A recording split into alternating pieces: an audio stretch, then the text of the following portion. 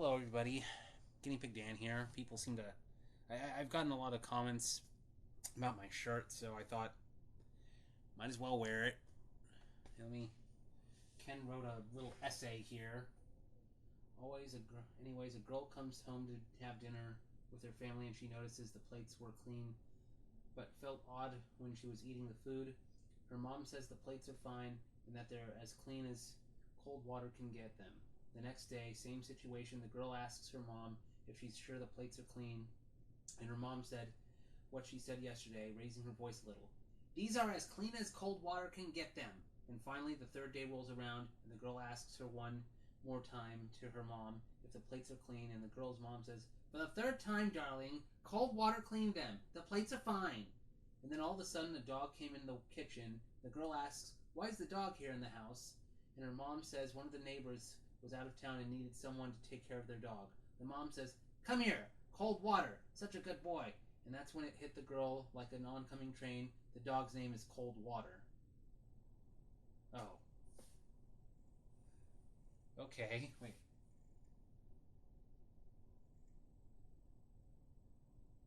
Oh, she's using the dog to clean the plates.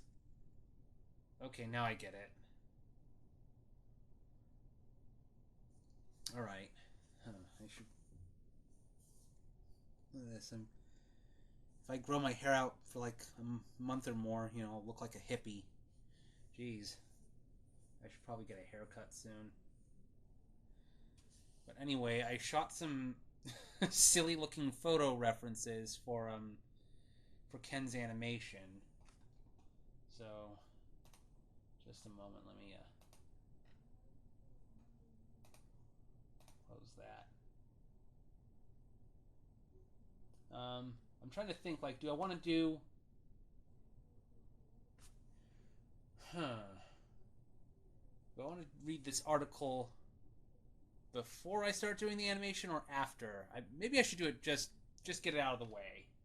Since Ken is having me base this animation on a Disney cartoon that features Clark Gable, um, I was I'm going to be working on a drawing that involves a Seaking, the Pokemon. And while I was looking up references, I came across this very odd article. I'll screen share it.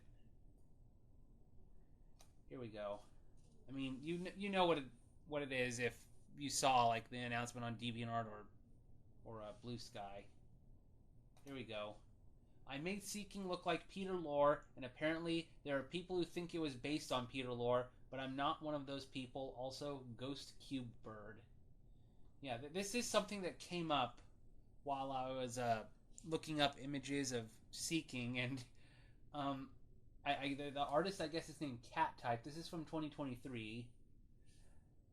This is an interesting read about, I don't know, how a rumor got started that Seeking is based on actor Peter Lorre. Okay, I'll just read bits of it here. Here's a painting I did a long time ago of a Seeking with the face of Peter Lorre. And because I can't say it any better, here's the description I wrote for it on DeviantArt. So I was playing Pokemon Heart Gold when I noticed that the black spot on Seeking's head kind of looked like a greasy comb over, and then I say to myself, holy crap, Seeking looks just like Peter Lorre, and history was made, and then goes on about referencing an old 1941 cartoon as reference for drawing this. Then the artist says, years later, I'm still so proud of myself for coming up with this gag that I named my male Seeking in Pokemon Go Peter Lorre, but then, as my luck would have it, as soon as I evolved it, I caught a female Goldeen with slightly better stats, so instead of transferring Peter Lorre, I named the Goldeen Sea Queen, evolved it, and kept both.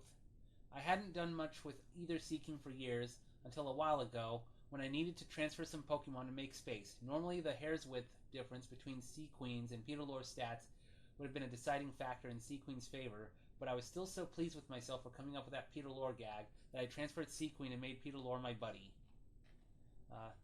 So that got me thinking about my original Seeking painting and how I might redo it in Procreate. Instead of looking up the original on DeviantArt, I thought it'd be easier to just Google Seeking Peter Lorre on my phone. After all, there's no way anything else like this could exist. Only a weirdo like me could make this connection.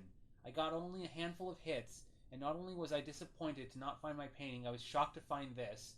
Reddit Pokemon is Seaking based on Peter Lorre. And someone on Reddit not only made the same connection, they actually tried to convince other people that Seaking is actually based on Peter Lorre. Like, no dude, Seaking doesn't look like Peter Lorre. Peter Lorre just looks like a cartoon fish. Maybe it's a bit egocentric of me, but when I saw this, I immediately thought this person got the idea directly from my DeviantArt post. Of course, it's entirely possible this person made the connection all on their own, but the OP emphasizes how Seaking's markings look like a comb-over in their comment, which is the first thing I said in my description on DeviantArt. Older Redditors, have you seen the Looney Tunes and saw sometimes this weird guy with huge eyes, 2 teeth, and a comb-over? He was based on some very popular celebrity from long ago, 40s, but I can't help but think Seaking was based on some caricature of him. His marks look like a comb-over. It's not just that it's an odd coincidence, it's that it's really flimsy evidence to support the theory. The comb-over isn't the most distinguishing feature of any Peter Lorre caricature. Just look at the maggot from Corpse Bride or the hanging lamp from Brave Little Toaster. You know, this looks like it could be a freaky-looking Pokemon, actually. I mean, they've done so many inanimate object Pokemon, like Rotom turning into a refrigerator or a lawnmower, or like garbage bags, gears. Like, seriously, they could just do a lamp like this as a Pokemon. I don't know.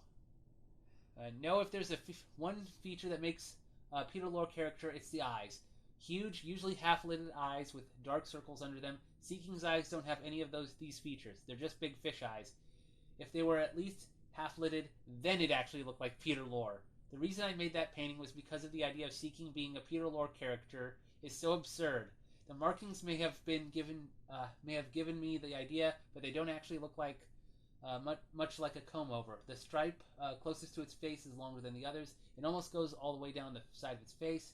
When you think of it, it's more like greasy emo hair than a comb-over. In fact, if it hadn't been for the sprite that gave me the idea, I probably would have never made the connection. I said in my DeviantArt description that I was playing Heart Gold, but I specifically remember looking at the sprite from Crystal. The down-tilted angle makes it look more like a comb-over. I kept that front stripe a little longer in my painting, but I cut it way down in order to make it look like Peter Lorre. Now, it'd be weird enough if that was the only instance of this happening, but I somehow, while writing this, found 2 more examples of people putting a picture of Seaking next to Peter Lorre and saying, see, don't they look alike? And unlike the first example, there's nothing I can point to say that they may have gotten the idea from me. This one's from DeviantArt. Peter Lorre, Looney Tunes Peter Lorre, Seaking. Is it just me, or does Seaking look a lot like black and white era movie star Peter Lorre? And then one from Twitter. Yeah. Something I've always wondered. Why the hell is Seaking's design basically a fish caricature of Peter Lorre? If they wanted to support their point, they could have at least picked pictures that looked more similar to each other. I've already mentioned how the angle of the crystal sprite gave me the idea, but look at the sprite from Gold version. The stripes on this sprite are much shorter than usual, and look more like a comb-over than any other depictions of Seaking. It's probably the closest Seaking has ever looked to Peter Lorre in an official capacity. So if I were to try to make a convincing argument for this theory, I'd use this sprite and find a picture of Peter Lorre that looks the most like it to pair up with it, like this. Okay, maybe this isn't the best example because Peter doesn't have hair in this picture, but I was just amused that I was able to find a picture of him making almost the exact same face as Seaking here. Yeah, Peter Lorre, Seaking, separated at birth. Yeah, I'm surprised Matt Pat hasn't made a video on this. I mean, isn't he like running for Congress or something? He should make this his 2026 campaign promise. Matt Pat is going to get to the bottom of whether Seaking was based on actor Peter Lorre. Coincidence? I think not. Okay. Something I'd like to ask these people. If you really think Seaking is based on Peter Lorre, how do you explain the horn? If it's supposed to be a Peter Lorre fish, he wouldn't just randomly have a horn, would he? There would have to be some instance of either Peter Lorre playing a character with a horn or a parody of him with a horn. If anyone can come up with a reasonable explanation of why a Peter Lorre fish would have a horn, I will have no choice but to give in and accept my Peter Lorre fish horn masters. More importantly, if you're going to make a Pokemon based on Peter Lorre, wouldn't it make more sense to make it a ghost or dark type given his association with horror? He was the titular Raven in Roger Corman's The Raven, so how about a ghost flying Pokemon? Here's a couple doodles I did, and here we have a Peter Lorre bird. I know I said he's a Raven, but I really want to call him Lorkeet. You know what would be really great? A Peter Lorre Pokemon that evolves into a Vincent Price Pokemon. Unfortunately, when I think Vincent Price bird Pokemon, all I can think is Honchkrow. And there we go. You know, like I like how Honchkrow and Murkrow, its pre-evolution, all look like it's basically just a bird wearing a funny hat. You know, it's funny. Peter Lorre was before my time, and yet feels very of my time because of all the parodies I grew up with. And many of those parodies would have been before my time if Cartoon Network hadn't rerun them. But blocks of old cartoons are rare now, and I don't know if parodies of Peter Lorre are still common. So do younger people recognize him? Even if they don't know the name, they can recognize that creepy guy voice. By the way, do you notice how all the comparisons I found use cartoon lore? That has to say something, right? Maybe it says something about the influence Peter Lorre had on pop culture. He was just one guy, and yet he's also this archetype. Or maybe it says more about people making these comparisons. They're probably animation nerds who don't pay attention to much else. The fact that the Redditor has to guess that Peter was popular in the 40s, and the one from DeviantArt calls him a black and white era movie star, makes me think they didn't bother Googling him before they made these posts. Yes, his most popular movies were in the 1940s, but he was still making color movies in the 60s. Thank you very much. People just don't come from one decade, you know. They generally live longer than that. Oh, I almost forgot. Here's how the redraw of Lorre is going, and there you see their redrawing of Peter Lorre Seaking. Well, this has been a lot of fun. If I really want to draw more Peter Lorre Pokemon based on his movies and stuff, like redoing my Lorre as a Ghost Water Pokemon or making Ghost Steel Pokemon based on the movie Mad Love, but I don't want to spend the entire month on this. I've got bigger fish to fry. No offense, Lorre. None taken. Yeah, so that is there we go, the very strange story about how just a very silly fan art basically got promoted to an actual fan theory. Yeah. Should I try and find a Pokemon with big ears and claim this Pokemon was based on black and white movie star Clark Gable or something? I don't know. And I see that someone is promoting that Streamboo scam website, so I better get the band hammer. Okay. Sonata 43181, you have pissed me off greatly with your spam. That is a ban. There we go. Ban. Delete. There. Yeah, let's see. I'd make a great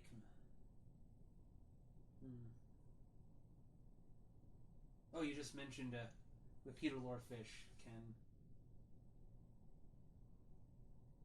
Yeah, the only thing iconic about Goldeen, Seaking's pre-evolution is just that I think Goldeen has appeared in every Smash Brothers game, and its only move is Splash and does nothing, which is really odd if you think about it, because you'd think they would have a Magikarp doing that rather than a Goldeen.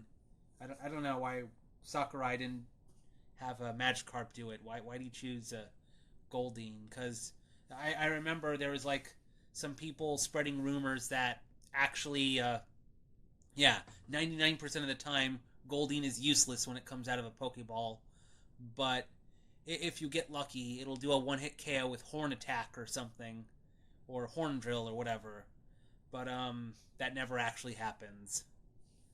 So if it was Magikarp may be the obvious choice, what Ken said, but it's like if it was Magikarp, then people wouldn't be making rumors about, in a 1% of the case, Magikarp will do a one-hit KO splash or something. Because the only moves Magikarp can learn before it evolves into Gyarados is Splash, Tackle, and Flail. I only remember it can learn Flail because like high level Magikarp and Gold and Silver, no flail. So it's funny, like even though I deleted the spammer in the chat on Twitch, like their message still appears in OBS Studio for some reason. Well, I guess maybe there's a feature I can. Oh wow, I can pin this message if I want. Hey, if you want to like buy views for your Twitch account or something, I can pin this spam scam message or something for everyone to click on. Yeah, there's definitely going to be nothing fishy about that link. Yeah, there's no chance at all that they'll try to steal your information or I don't know, try to get your credit card numbers or your social security or whatever. Or maybe they'll report you to I don't know, the MasterCard or Visa police and I don't know, get your account frozen or something because you were about to purchase something illegal. That's relevant right now. But anyway, let's just get to working on the animation stuff. Alright, I don't remember where I left off.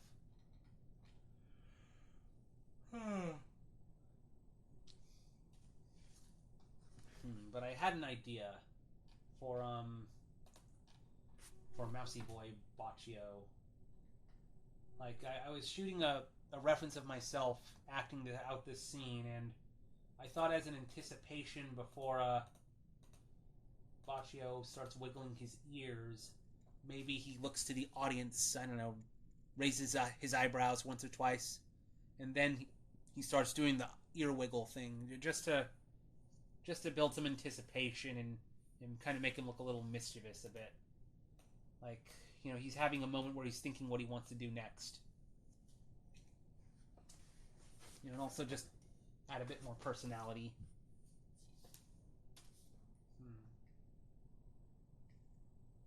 So I guess maybe I'll look at this drawing.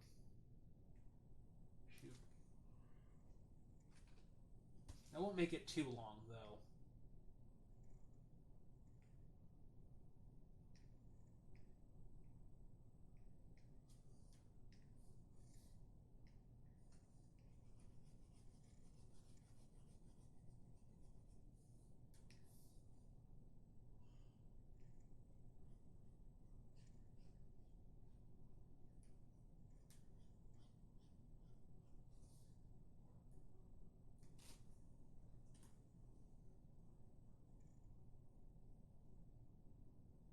Oh, mischievous isn't really in the character of Boccio.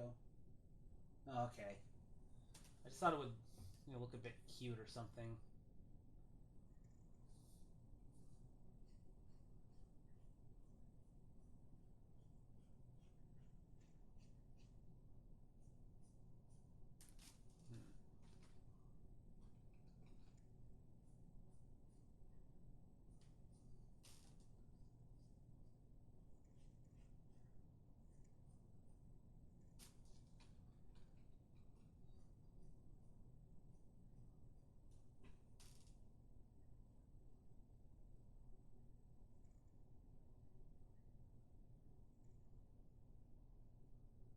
Boccio is gonna look like, watch this.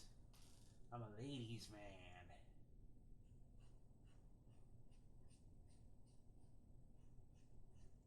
Get the chicks by wiggling my ears.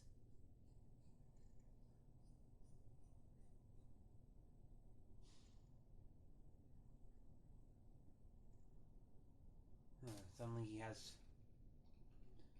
I don't know.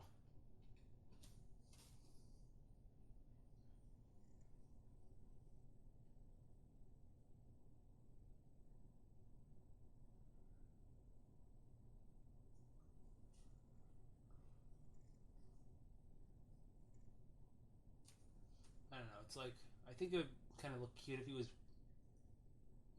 build a bit of anticipation if he like does the eyebrow wiggle before he does the ear wiggle. But that's, that is like adding more frames. I mean, if I don't like it, I could just remove it. But it's just something I thought.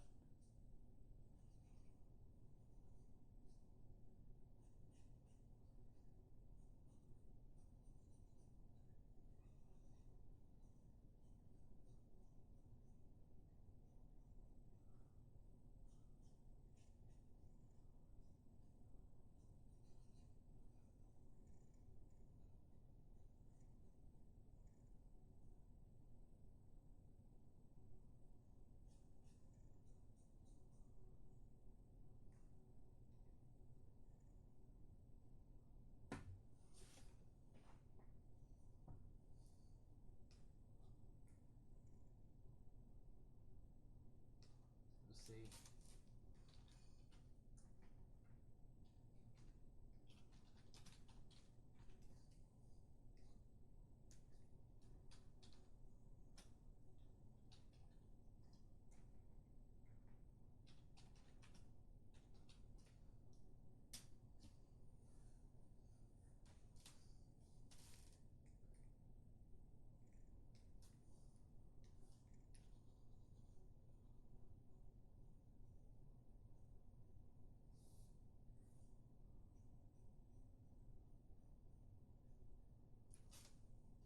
Or maybe just have him wink at the audience. I could have him do that too. That could be a little simpler than doing a little eyebrow wiggle.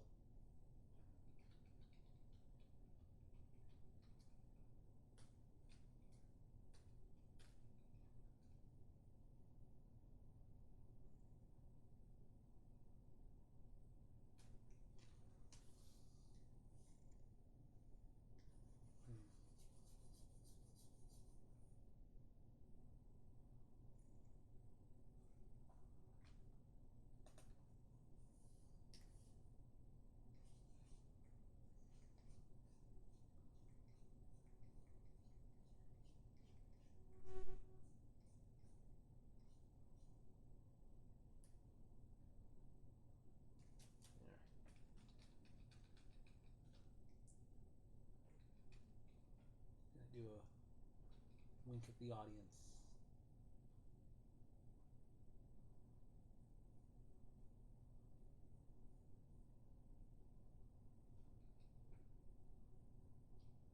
No, his eyes was.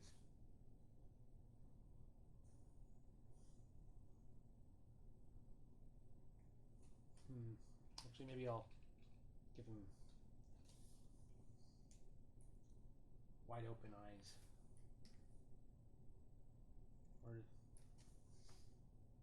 Or maybe.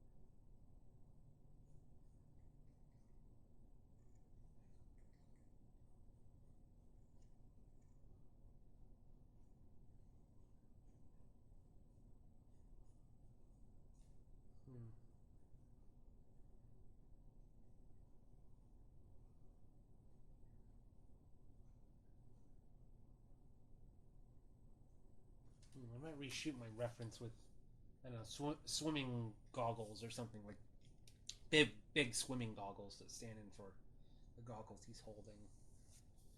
So wink.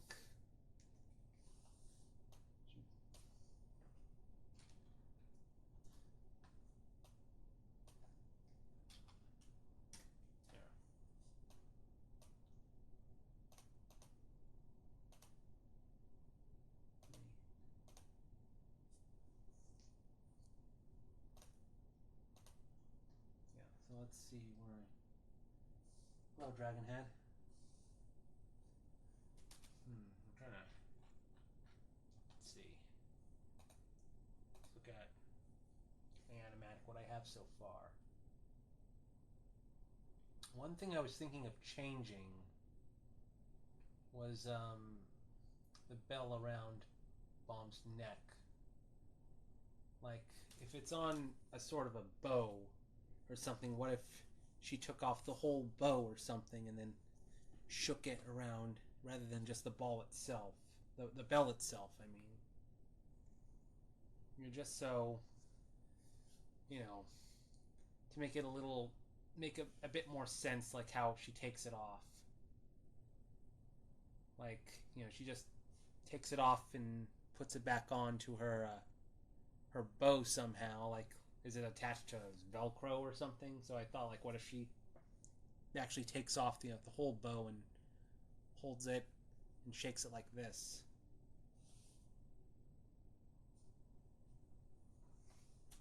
Yeah,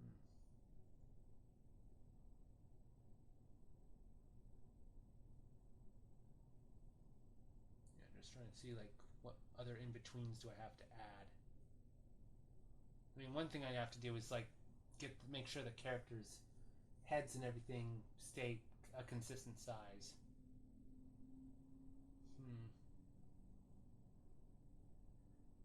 I'm looking at what I have so far. I don't know. Maybe it would work even without the Baccio winking. I just wasn't sure. I just thought like I should maybe have something that leads into the ear wiggle. I don't know. But like maybe it works well without it, without like a winking at the audience or something. I mean, Clark Gable doesn't do that in the original animation.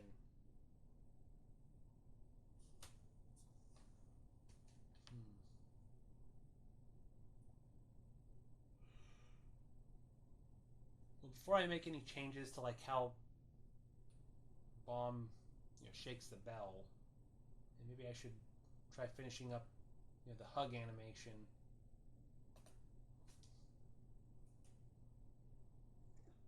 Excuse me.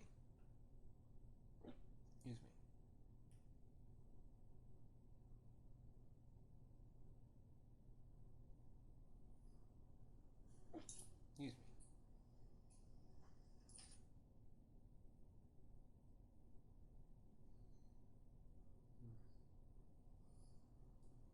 Yeah, I'm looking at my reference video that I took.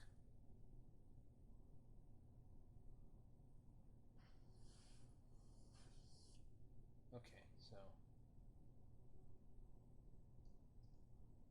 save video.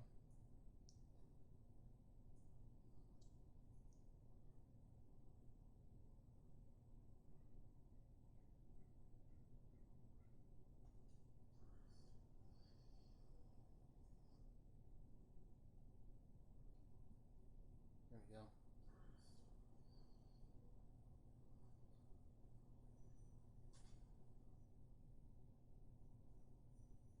I'm kind of wondering, like, should I show my reference video that I shot? I mean, it's not embarrassing. I mean, I don't like showing every single reference I do because, but although you do see how messy my room is. Oh, I think I hear one of the dogs outside.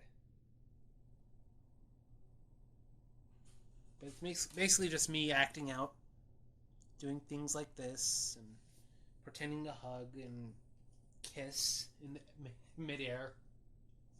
I mean, it probably looks... I would look like a crazy person, acting this all out on camera, but it's what actual artists often do, especially animators. Like, if you look up the behind the scenes of, old Disney movies like Snow White or Alice in Wonderland, there's usually live action actors who acted out scenes, and that was used as reference for the animators. And so sometimes you have to act out something a bit embarrassing. Yeah. All right. So let's see, where was I?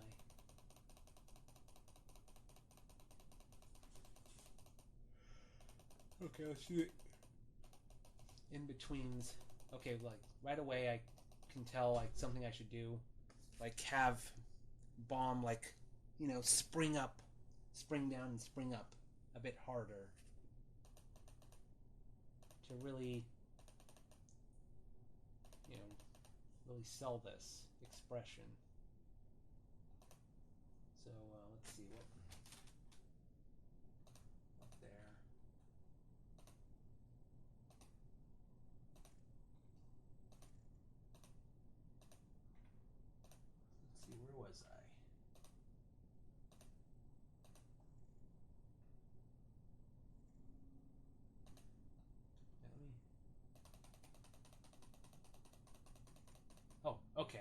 wasn't sure if I inserted all those frames. Okay.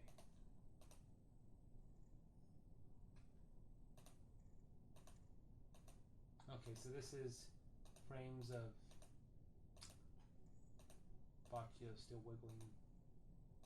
Then he stops.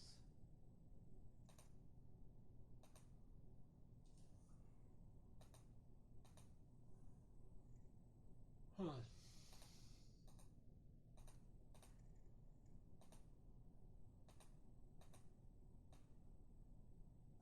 So I have to get to this frame somehow.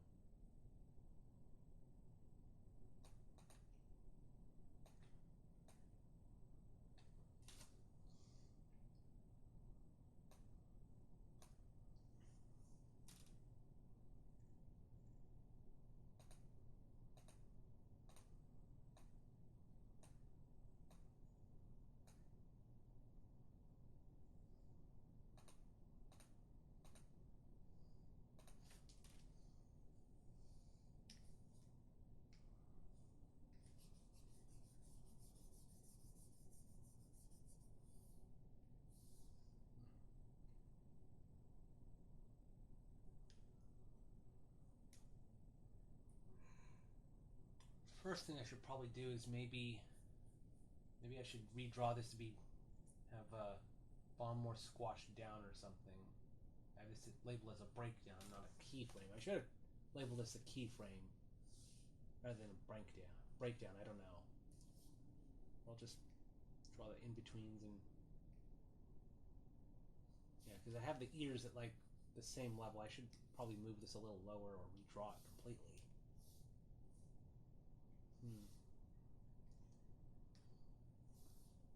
I think I'll elect with just redrawing this. Maybe draw the body a bit lower.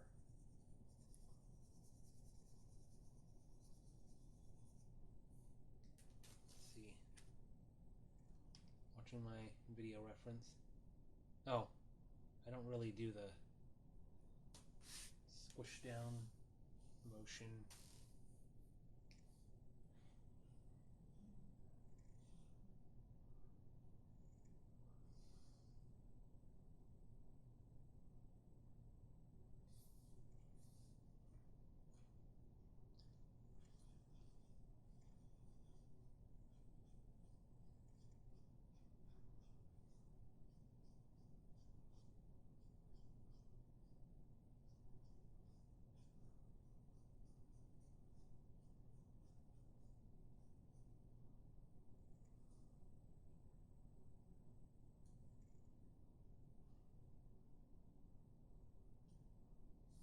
Draw it more like that.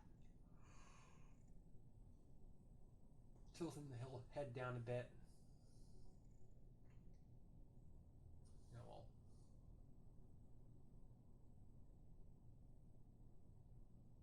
Let's see.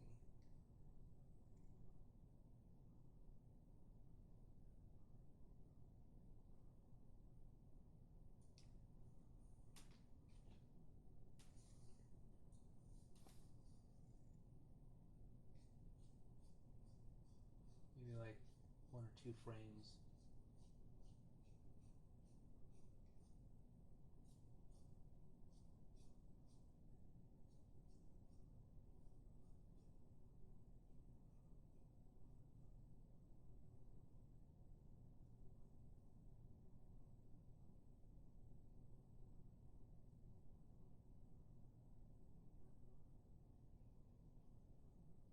I should like bring up refs of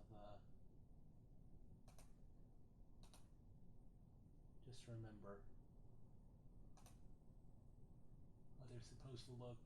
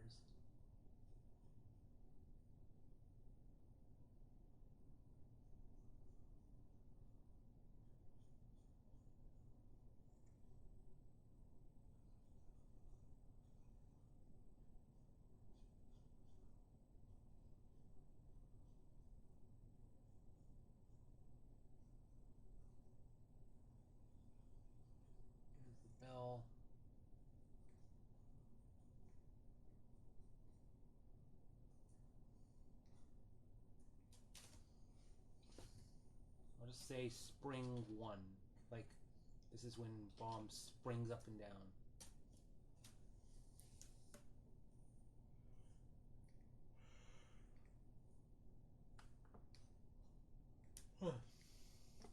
Spring trap.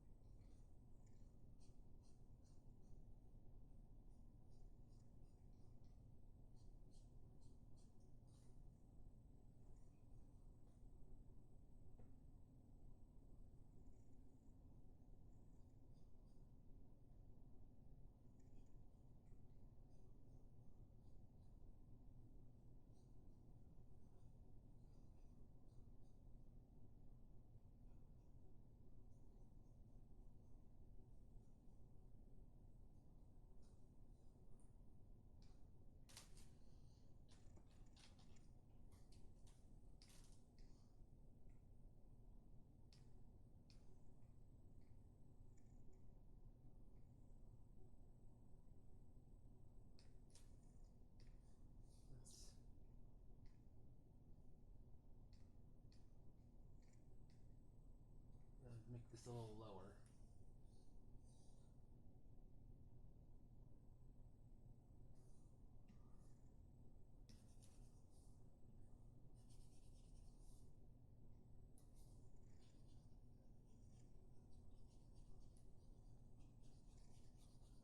And I don't know, maybe the ears are.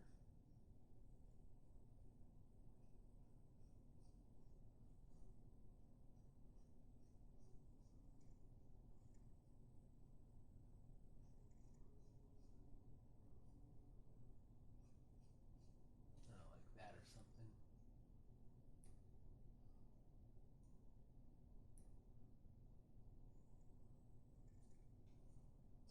To hyper excited Bomb.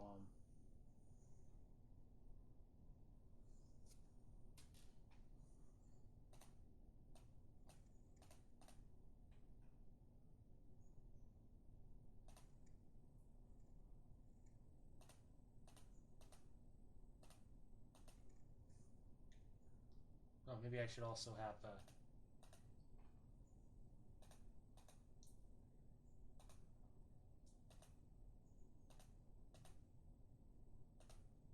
maybe I should also have Bocchio's eyes track Bomb, like going, huh, what's she doing?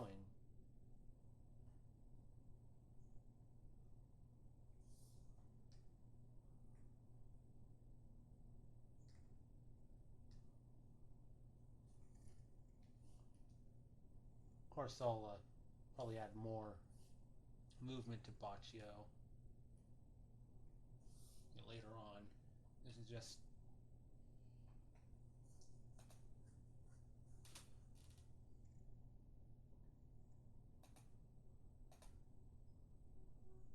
let's have some in-betweens here. I'll call this Spring 3. I don't know.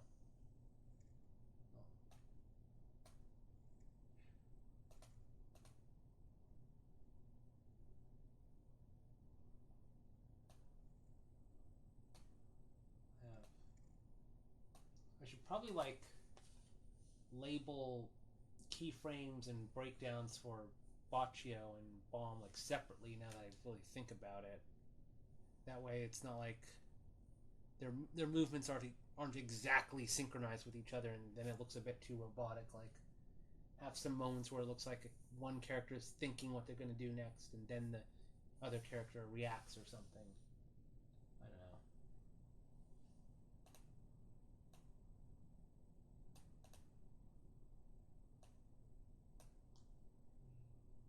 Well, even though I say this is Spring 3, it's really Breakdown 7 is more like Spring 3, so I'll call this Spring 4.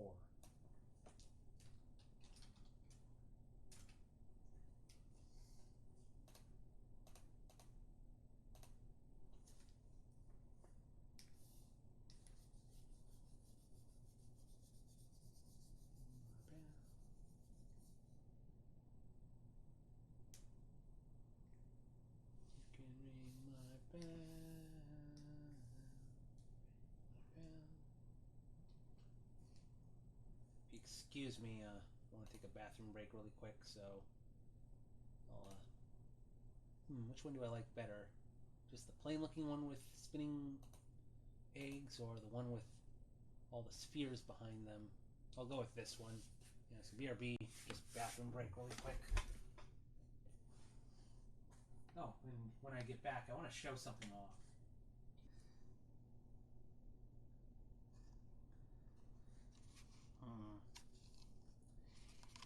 In heaven, everything is fine. In heaven, everything is fine. In heaven, everything is fine. You got yours, and I have mine.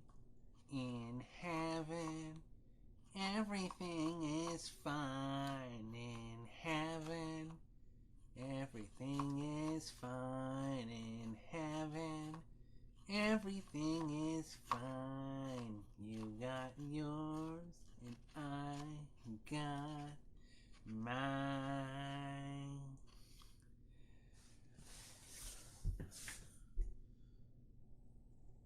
What the hell is this?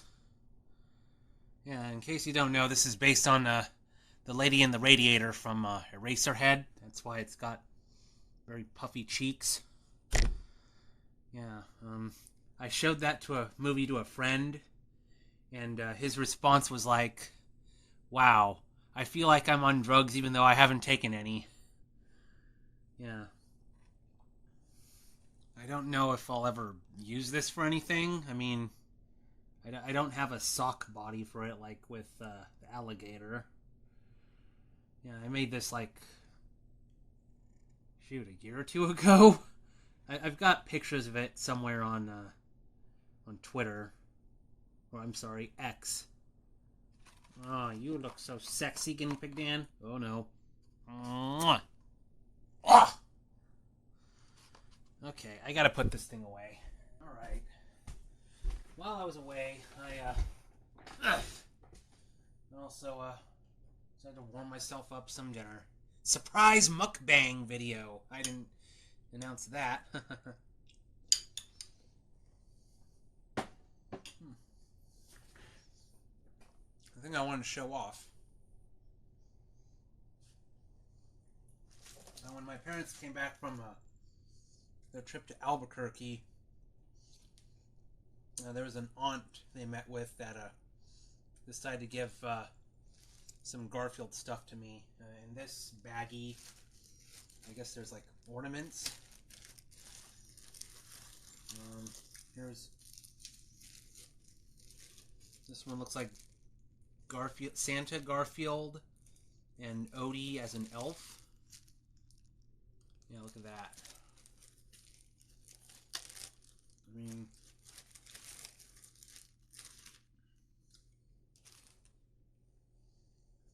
Kind of interesting looking. I mean, the Garfield's face is painted on pretty well. The stripes, a little unusual. They're solid instead of, you know, segmented.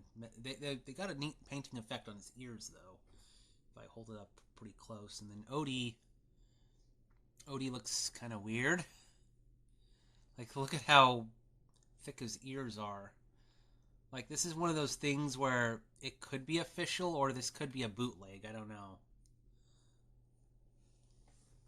It's very strange. And then, what else is in here? A Garfield Christmas wreath thing. His nose is starting to fall off. Yeah, but again, maybe I should look up old Garfield Christmas ornaments or something and see if these are official or not. Like the nose falling off. I don't know, it does, I don't know, make it almost feel like a bootleg. But this here looks like it's official. This little, oh well, this little rubber Garfield figurine right here. It's kind of odd. Well, before I'll just put that down for a moment, but there's also this thing, little, I guess it's a plushie ornament. I don't know if that's like an, whoops. Yeah, this actually does look like a little tiny Garfield plush, like the one, you know, the bigger ones I have, but look, the head can spin around. Yeah, what is this, a Christmas toy or a Halloween toy? They're going all Exorcist here. Yeah, should I say a Hail Mary or something? Because I don't think Garfield's quite right in the head here. But anyway, this little rubber Garfield figurine here. This is interesting if I turn it around. Yeah. Is there a date on this? Well, if Garfield's standing up here, then clearly this is probably 80s Garfield or something, but somewhere I have a statue that's in a very similar pose like this one. Let me see if I can find it. Just a moment. I don't remember if it's not on my dressing drawer. It might be in my closet somewhere. Where did I put it? Is it buried under all my stuff in here? Somewhere I have a Garfield statue that's like in a very similar pose.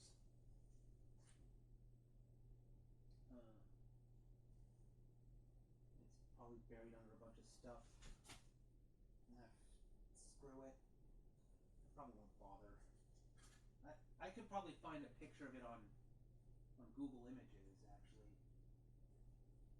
There's a Garfield statue that's like a very, very similar pose. Let me see if I can find it on the Google Images.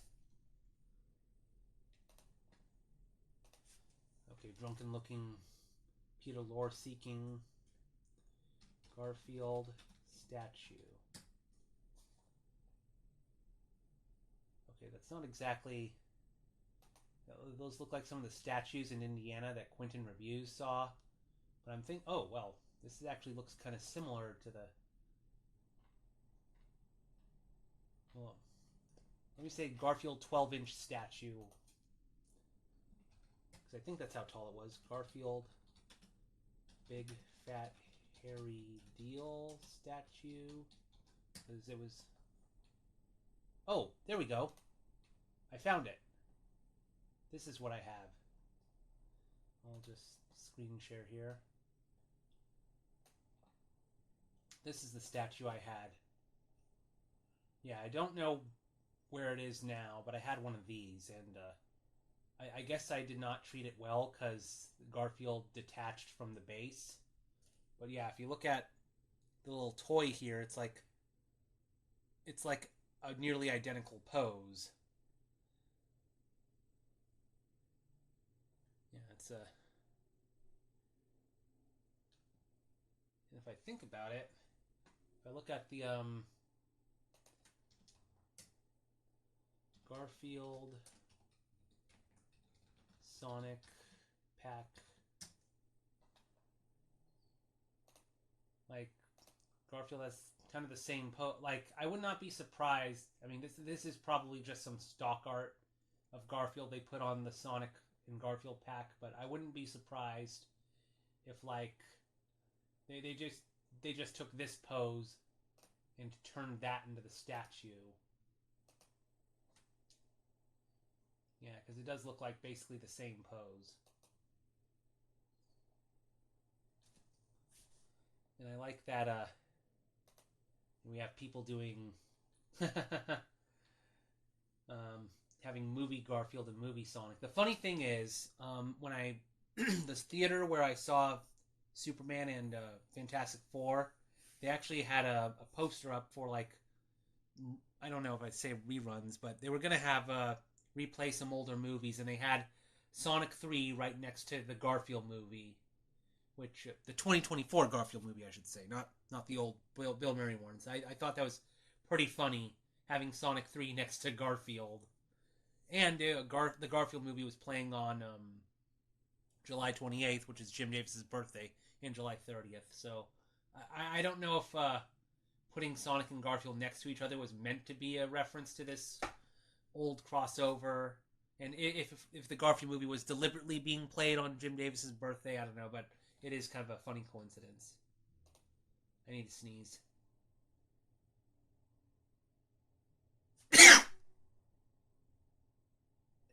Excuse me. A mukbang, and then a sneezing stream. Yeah, but yeah, this statue here looks like a similar pose. I think that's one. What is this? A 3D printed Garfield Buddha.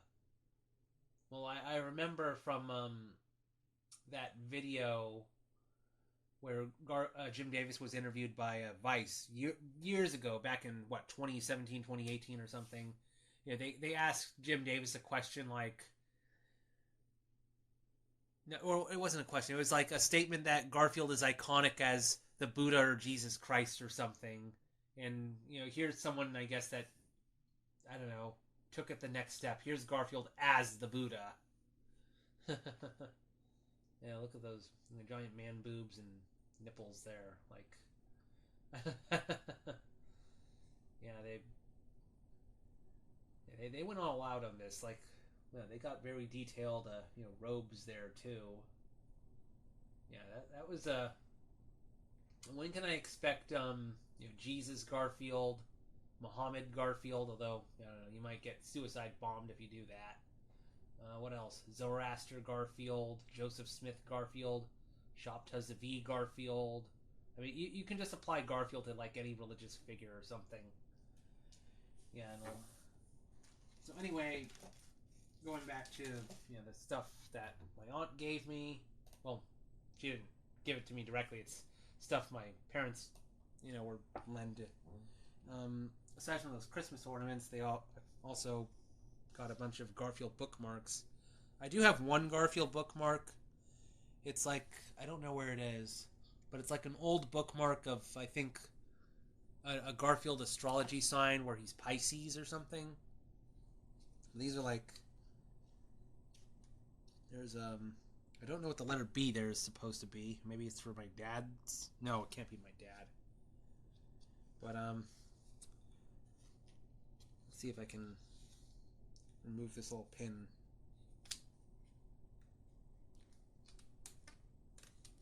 You look at each of these bookmarks. Okay. Remove the B pin here. Yeah, I get a free B pin, even though none of my initials have the letter B in it. It worked for my dad, though, but not for me. So anyway, Garfield saying, "This story has gone to the dogs." And please excuse my really horrible Lorenzo music impression. And then Garfield saying, "Read my lips." Didn't he actually say "read my lips" in Garfield's Fun Fest? I thought I watched that scene several times when Peter the Cat did the review. Pookie is a one-cat teddy bear. It's like 80s looking Garfield. And then, "You get the popcorn and I'll save your place." There we go. Yeah, it looks like this is a mix of like older looking Garfield like Garfield bookmarks, and then I don't know, this is more like late 80s Garfield. Oh, wow. Butt out. It's my book. Yeah. There we go. Garfield mooning the viewer.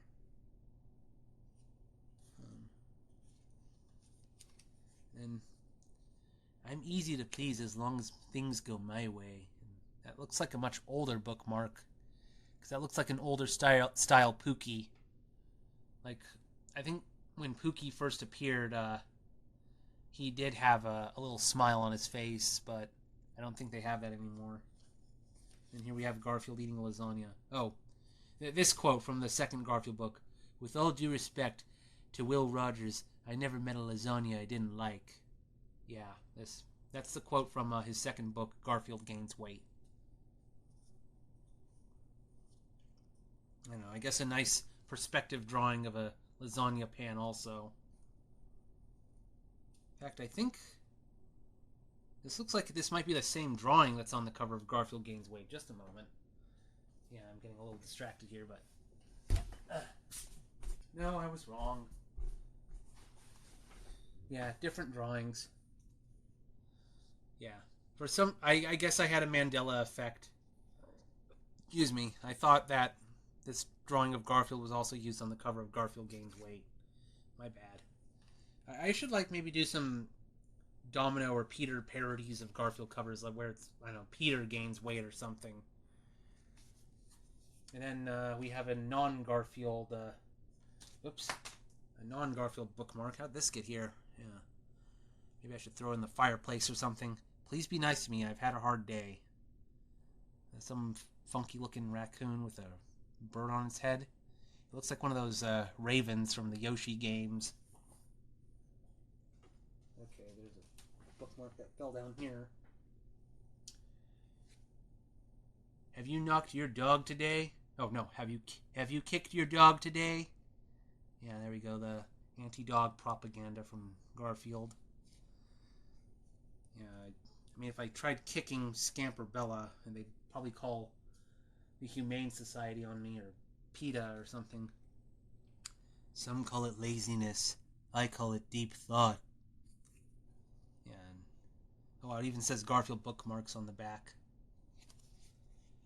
I've seen in half-price books, like Garfield books of postcards, and I wonder, like, what if some of the artwork on these bookmarks says, like, are also used on postcards or something.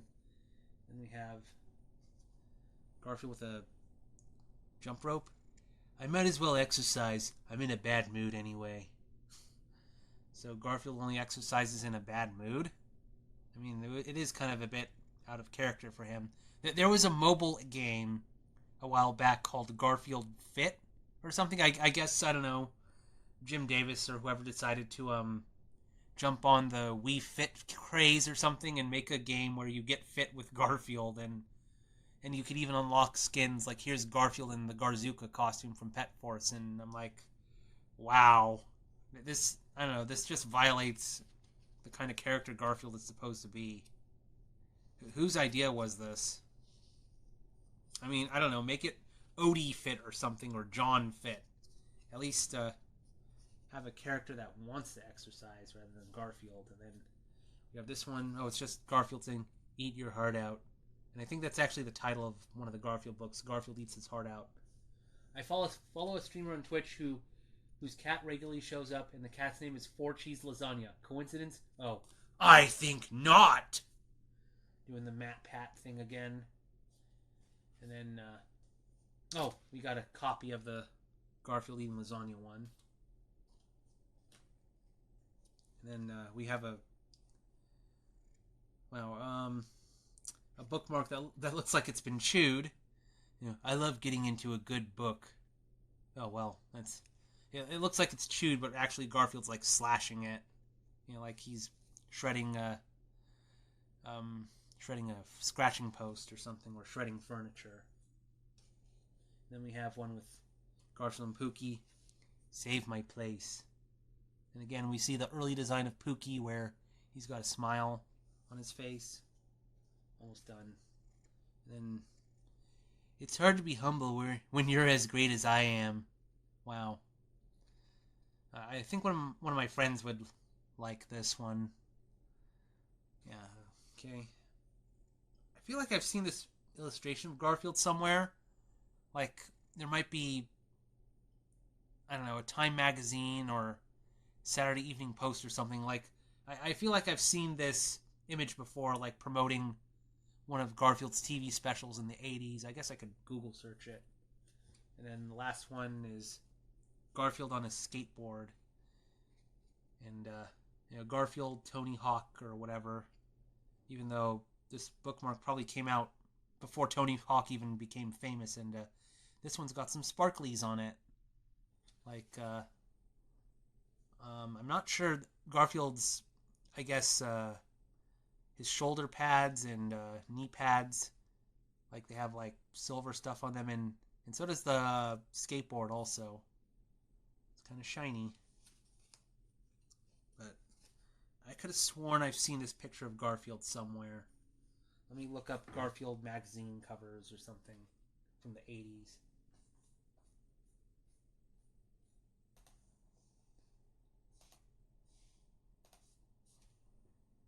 Why does Doctor Doom wear a mask in Marvel? Well, you can just Google that on YouTube and find out why. His face is kind of fucked up. What was I? Oh yeah, Garfield magazine cover, 80s. Oh, here we go. People magazine. Shit. I hope I didn't ruin that. Okay, good. Yeah, I just found the cover I was thinking of. Garfield People magazine. Here we go. Let me just bring up. Okay. Shrink this down again. Here we are. This is what I was thinking of. This cover of People magazine. Garfield, America's #1 personality, a literary icon with 6 bestsellers at once, launches his TV career. So this, okay, People magazine, November 1st, 1982. That would have been when Garfield, Here Comes Garfield, his first TV special aired. So that's why that drawing looked familiar to me. Yeah, looking at it, yeah, it's the same one. Although the colors are slightly different. If you look at the bookmark, the fish is more orange here, whereas it's more yellow on the bookmark. Oh, the water is weirdly looks purplish, pinkish, whereas it's blue on the bookmark. The little chair there, it's green in the back where it's yellow on the bookmark, and Garfield has a brown shadow under him, whereas on the bookmark it's blue. So it's kind of a bit strange. They used the same artwork but changed a few colors. This would have been, I don't know, before Photoshop or whatever, so I'm not sure like why they would have changed the colors. So I guess I'll remove the one non-Garfield. Should I get rid of the one non-Garfield bookmark? I don't know. Or did I already remove it? Shoot, where did I put it? Oh, I put it over here. No, I'll just put it in the back. Never mind. And I don't know what I'll do with the B button or the B pin or whatever. I'll probably just give it to my dad. I don't know. Or maybe adopt another middle name where I have that starts with B. There is no B in GuineaPigDan or for Shinku, so that wouldn't work. Okay, is there anything else? I don't think so. Yeah, I'm gonna put my book away, and then I'll continue the animation mission.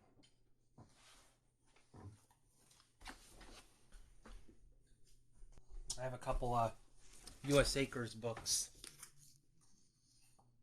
Like I only have the book 2, 3, and 4. I don't have book 1. And U.S. Acres was never fully printed in America because the comic ended very shortly after the 4th book. But however, I think the website is called Platypus Comics. In Europe, the books were printed shorter, and they actually did go to the end of the comic. But now, I think on the Garfield website or something, or you can go online also. Maybe the Garfield wiki. They probably have the entire comic strip run of U.S. Acres. It's kind of funny because, of course, my first exposure to U.S. Acres was the Garfield and Friends show, but then, like, I had a friend in elementary school that gave me a newspaper clipping, like, oh, look at this. There's a U.S. Acres comic strip, too, and it almost felt like a kind of an urban legend, seeing that U.S. Acres was also a comic strip, and it felt especially weird. You know, in one of my previous streams, I showed that one of the Garfield books has a joke about, here are a bunch of rejected Garfield characters, and maybe Jim Davis will bring them back in a comic strip called Rogues Gallery. So for, like, years as a kid, I wondered, is there another comic strip Jim Davis did called Rogues Gallery actually in other newspapers that I haven't seen that have these really strange Garfield characters? So it almost, kind of a little urban legend for myself, even though, I was just a kid and I didn't understand it was just a joke. If Jim Davis could have, U.S. Acres as a comic strip that I'd never seen before, how do I know that there isn't also another Garfield spinoff called Rogues Gallery or something? Maybe I should do some artwork of those weird Garfield variants. Yeah, I might as well show this off also. I mean, I have... Where is it? Am I cool or what? I don't remember if I've shown these off before. My copy of Am I Cool or What? Signed by Desiree Goyette and Ed Bogus. And also my copy of Garfield's Judgment Day. Also autographed by them. Because if you watch the 10th anniversary Garfield TV special, there's a very brief clip of Desiree Goyette singing a song for the unmade Garfield's Judgment Day movie. And I asked her what happened to it, and she told me that the story online is that the movie was considered too dark, and so Jim Davis couldn't find any studios that'd be willing to animate it. But Desiree Goyette mentioned that like CBS, once they learned about the movie project, they started to demand more money or something and got into a lawsuit with Jim Davis, and that kind of stopped the movie from ever being made. And so Jim Davis just made it into a book, which, excuse me, I'm not sure if I don't know if one day maybe Jim Davis will try to adapt this again. I don't know if he would ever do this as the second Chris Pratt movie.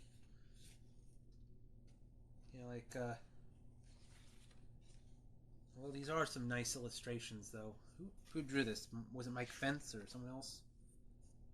Yeah, story by Jim Davis, adapted by Kim Campbell, illustrated by Mike Fence, Kevin Campbell, Larry Fence, and Dave Kuhn. So there's actually 4 illustrators here, so I don't know if some pages were done by one artist or if one artist did the sketch lines, another did the coloring and everything. I don't know. It's trying to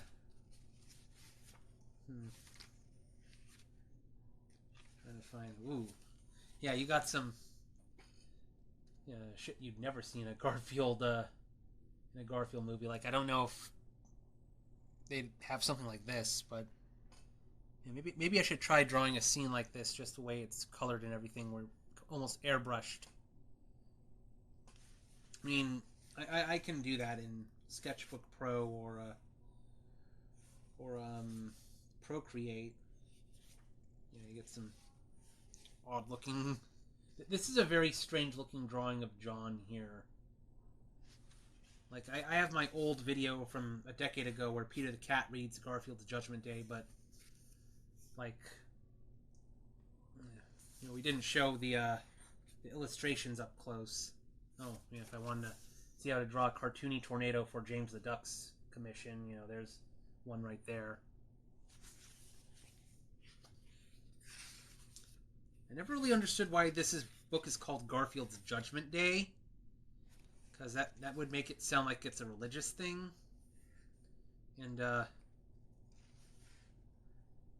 mean, this would have been, if Jim Davis was writing this story in 1988, that would be before Terminator Judgment Day came out. Yeah, I mean, it even says, "Can the end be near?" on the back. Like, I don't know. Like, what if this is the Garfield version of a chick tract? I don't know. I mean, look at this. I mean, the way Garfield books, the old ones used to be formatted, in this long style. It's almost like a bigger version of a chick tract. Yeah, repent now. The gospel of lasagna is at hand. Yeah. That's another idea. Maybe I draw a comic in the style of Jack Chick or something. Yeah, so let me put these things away. I do have one item that's autographed by Jim Davis, although I didn't actually ever meet him in person. I think this was from like a Garfield fan club online years ago. Somewhere I have a Garfield bag and a Garfield shirt with Garfield's oath. Yeah, his 33rd book. Garfield throws his weight around, and on the inside, there we are, Jim Davis. Yeah, but this was from something I got online, though. So this was mailed to me. So I don't know if I was to like actually sell this on eBay or something. Like, I don't know. I'd probably have to go on the web, like Internet Archive, on the Garfield website, and be like, okay, here's the in 1998, because that's the date on the book. Yeah, there was this offer from the Garfield fan club, and Jim Davis offered this, and this is where this came from. Like, I don't know, and maybe, I don't know, somehow someone writes a letter to Jim Davis, and he gets his lawyers or Gary Barker or one of his other illustrators as like his witness or something to confirm that yes, this was indeed an authentically autographed by Jim Davis Garfield book or something. I don't know. I don't know if Jim Davis does conventions or something, but maybe I could like show this to him and be like, oh, this is one item by you that I own that is autographed by you, and maybe see if he remembers it. Not this particular book, but see if he remembers like autographing these books for the Garfield website, way back in 1998 or something. I don't know. That'd be very interesting if, I don't know, somewhere, is my phone dead? Oh, I need to charge my phone. But, what I was going to say is, it'd be interesting if, like, I could find some Garfield memorabilia that has an autograph from Lorenzo Music on it. Like, I don't know, an animation cell or a napkin he wrote on. Big fat hairy deal. Signed Lorenzo Music. Damn it. I need a... There we are. Yeah. Plug in my phone so I can see my video reference again.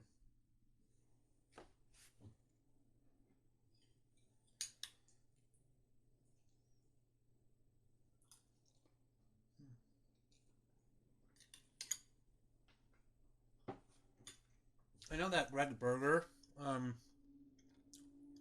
the voice of Odie, not the movie voice of Odie. I know that he does conventions sometimes.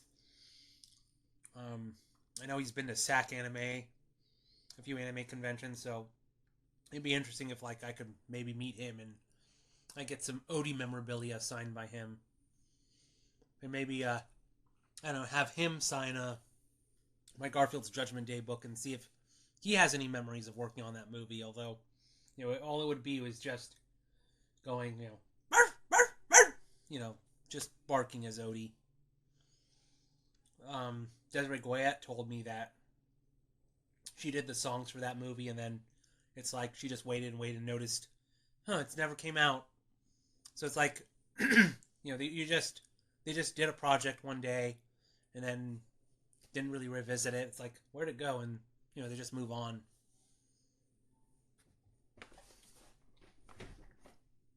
Yes, I think most people, when they read Garfield, think Lorenzo Music's voice.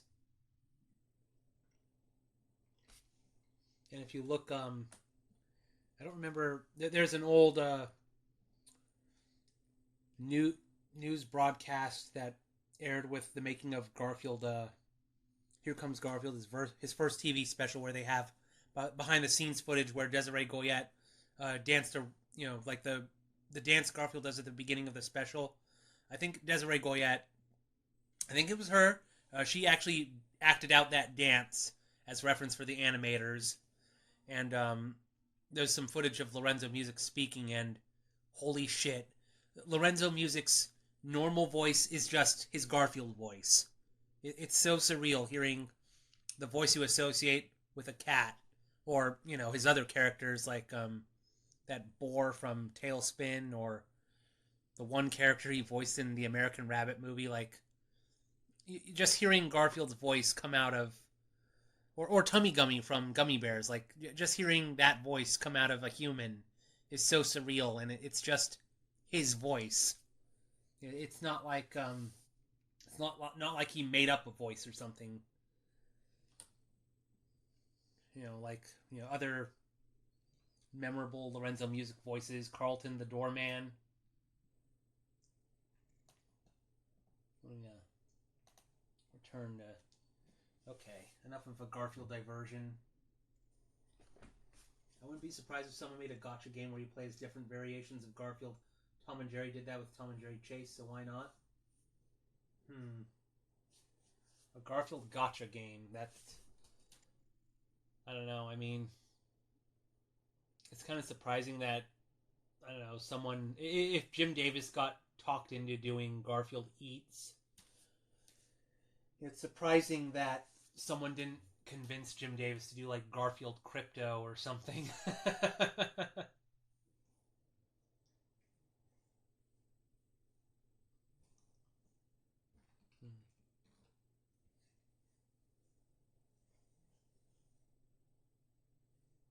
Make bomb a little higher.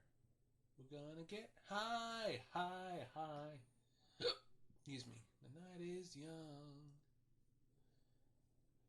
Say bye, bye, bye, bye.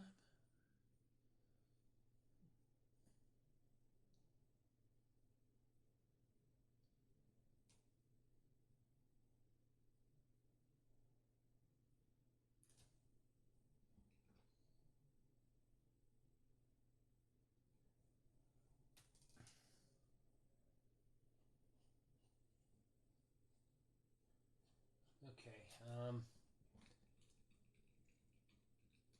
Gonna have to adjust Bomb's ears to still be the same size.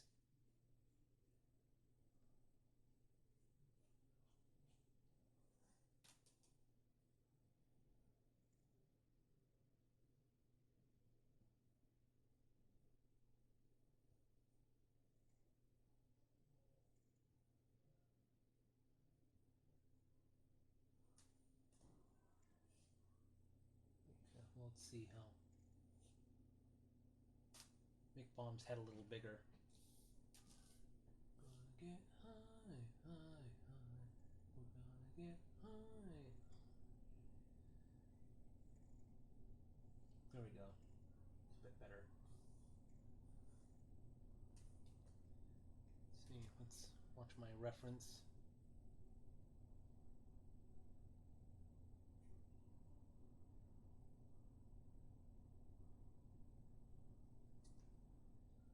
I look like a maniac acting this out.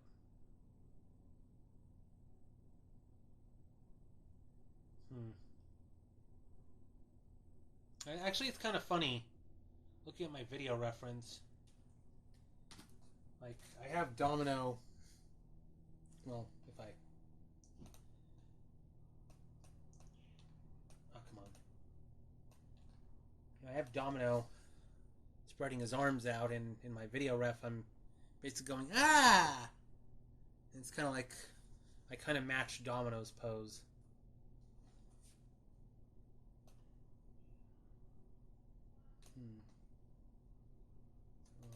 Shoot.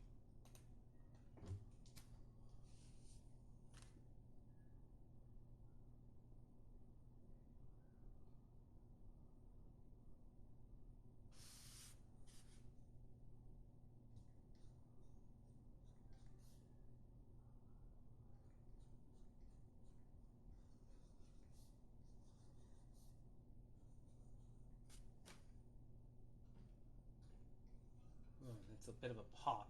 If I...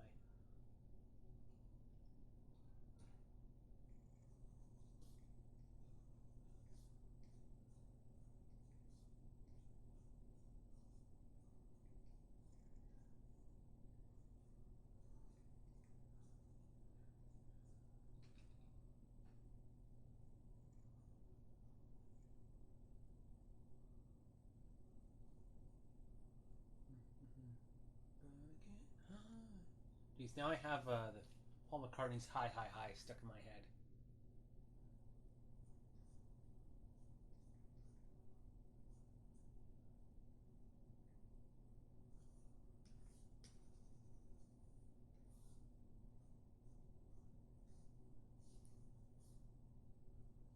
Gotta remember, Bomb has the bell there.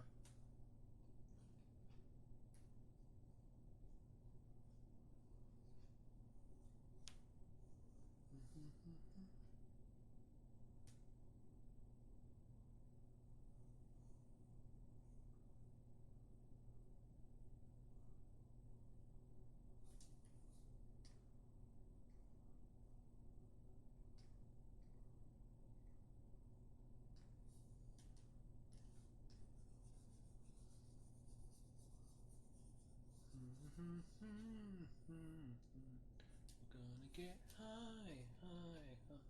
I need to learn more of the words to that song, other than just the chorus. I know that Paul calls, probably Linda, you know, I'm gonna do you sweet banana. Like, who calls their wife or their girlfriend a sweet banana? Well, I guess if you're a vegetarian. Which,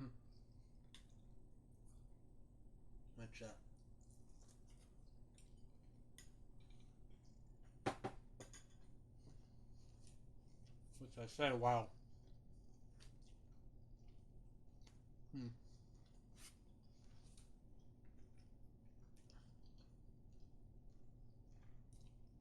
I say that while eating a very non-vegetarian dinner. Yeah.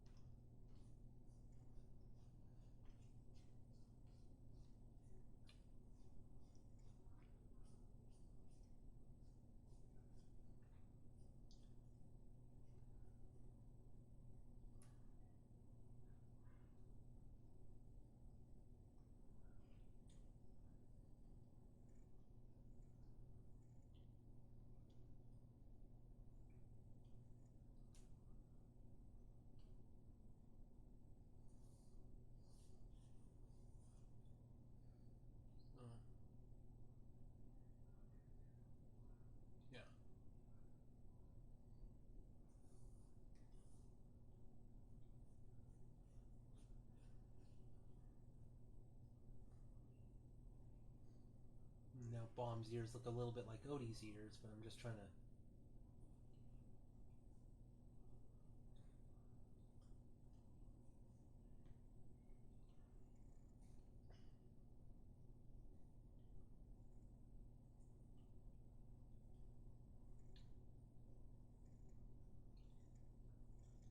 I mean, when I redraw these and make them look more detailed, I'll try to get them to look more on model with how Ken drew them here. That means, like, adding Bomb's hair and everything. I'm just trying to get the basic idea of the poses down.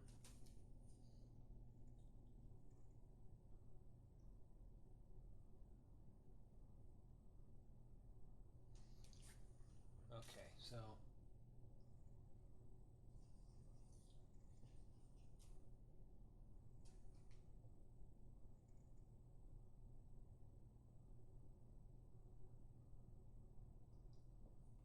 yeah, I look like a madman trying to act these scenes out.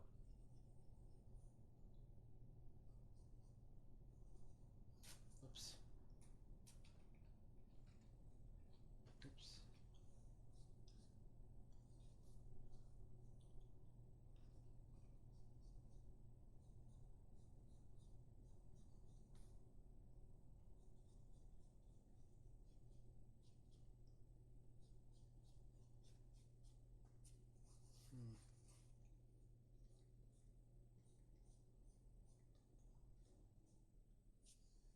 Let me spread out the arms a little bit more.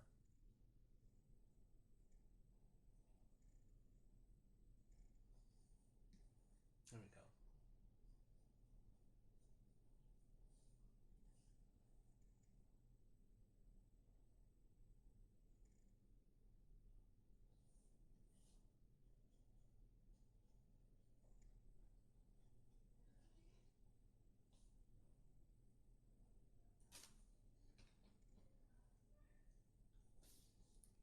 We'll say this is spring 5.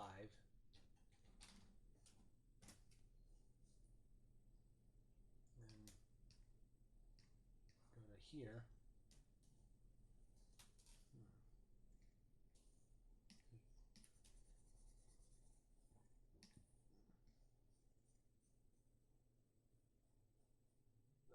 Excuse me.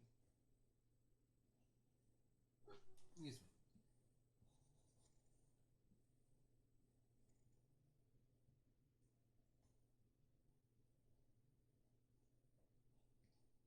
Oh, I forgot. Mom's bell. Have it there.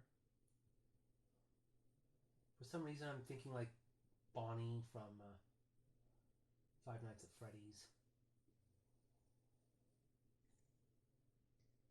And it makes it a little awkward that I'm naming these frames Spring 1, Spring 2, Spring 4, Spring 5, because, you know, you think Spring Trap.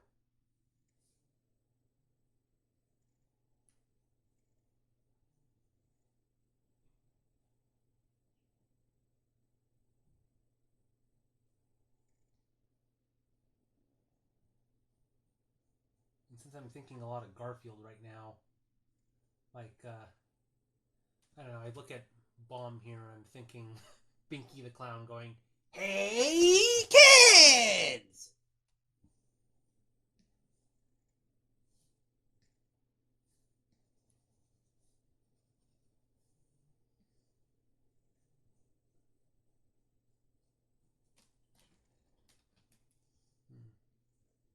Guess,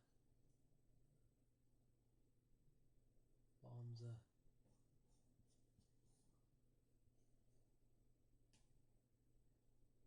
we go.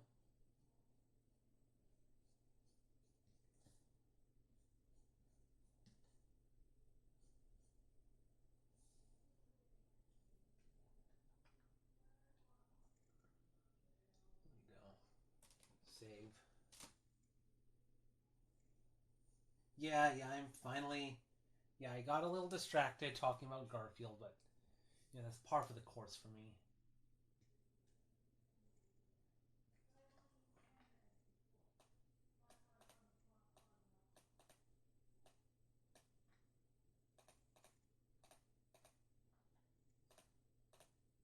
Okay.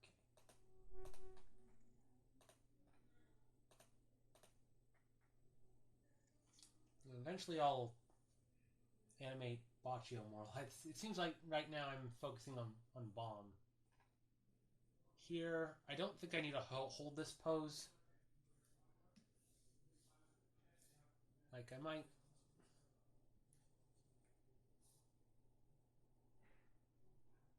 I'm trying to think. If I want to do an ease in, ease out action, maybe I have an extra frame where, like, I don't know, either Bomb extends her arms out just a tiny bit more, or maybe one where she's slowly about to close in or something. Just to have like a little tiny bit of just a little bit of a pause, and not have it, you can kind of read the pose. I guess maybe I'll do an extra. I remember in one art Discord I'm in, they shared some animation advice where they gave tips on drawing keyframes and breakdowns. They said, add ease in, ease out. Have one frame that's just slightly a little bit more, a little bit less than your keyframe or something, to just have a bit of just to add just a little bit of a, indicate a slowdown or something on an extreme pose. So I guess I could maybe do that. Have one pose that's just a little bit more extreme than the keyframe, where Bomb is extended out just a little bit more. So I'll call this Spring 6, maybe.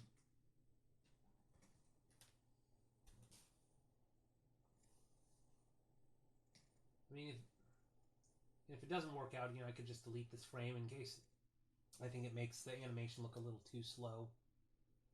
You're too slow.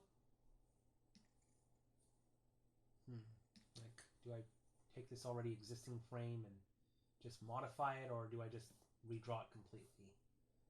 I'll just draw it completely. What the hell? Nope. Don't want to do that.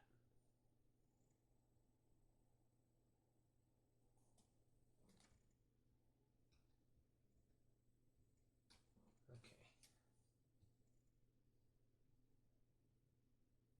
So it's this one I want to.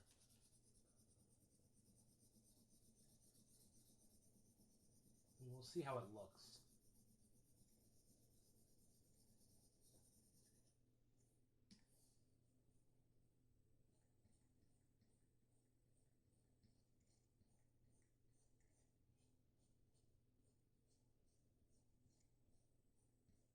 Draw a Bomb just a little tiny bit higher.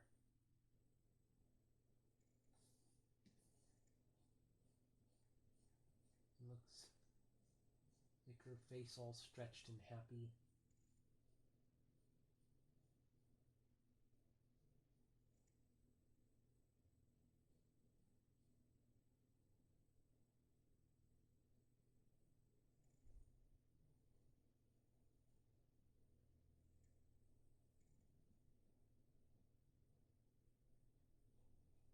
And the way I'm drawing her, she probably looks a little bit more like Bugs Bunny almost.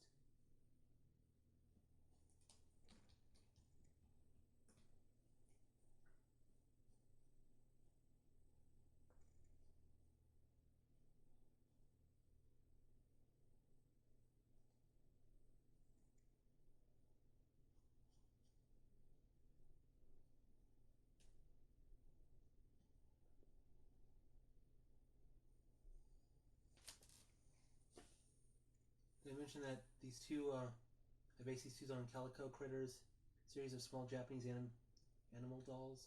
Oh. Yeah. Oh yeah, I think you did mention that you based them on the male and female Miis. Yeah, actually, that now that you mentioned that, yeah, the hairstyles do kind of remind me of the Miis. Now that I think about that, and the eyes also do look very Me-like. They're like furry Miis. Now I can't unsee it. Wow. Hmm.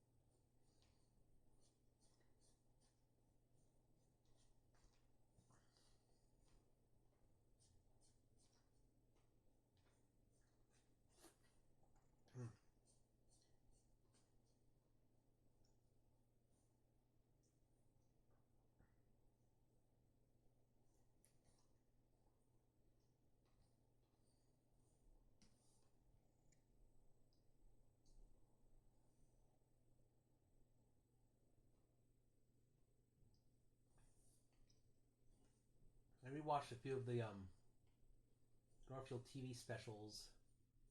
A friend came to visit me while my family was away, and I decided to show him some of the Garfield TV specials. That's why I was rewatching them, and I don't know, kind of gave me a little guidance on like how to draw scenes with two characters interacting.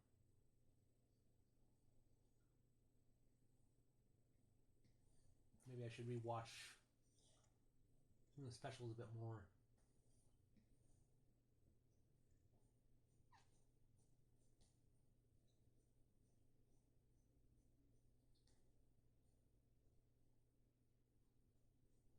Like, should I show Bomb's knees or something? I don't know. This like super exaggerated.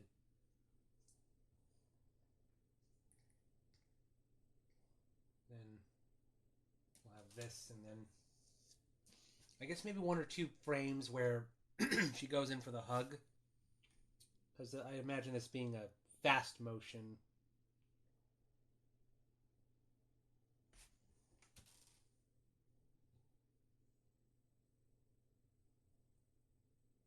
Goes in like this.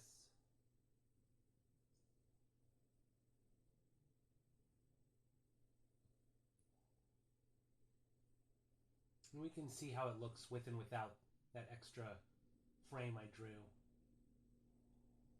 Yeah, for here I'd probably just have one or two, like 2 frames maybe, where she goes in for the hug. Because I imagine this being pretty quick, so.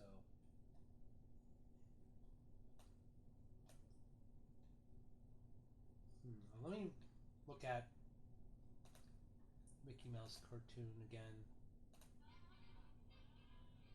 I should probably turn down the sound just in case. I know.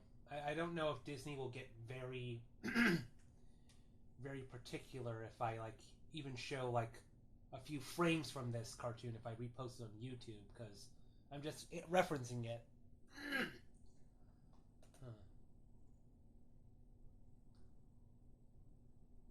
Yeah, I just want to see how does she go in for the hug. Oh yeah. Oh well. It's more straightforward, whereas I'm kind of doing a and then the go in for the grab. Where for Clarabelle, it's just like she almost slid her arms around Clark Gable, which, yeah, I am kind of deviating from the source material a bit. Excuse me, I need to get some water. And when you're talking this much, I need to refresh my voice a bit.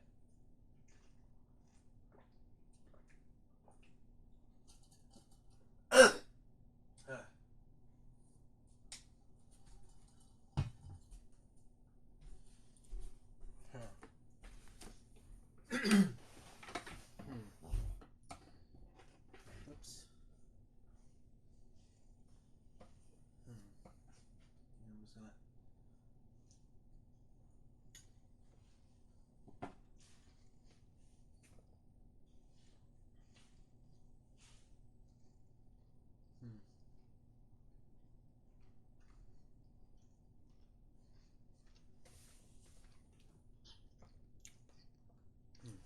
Animating and mukbanging at the same time.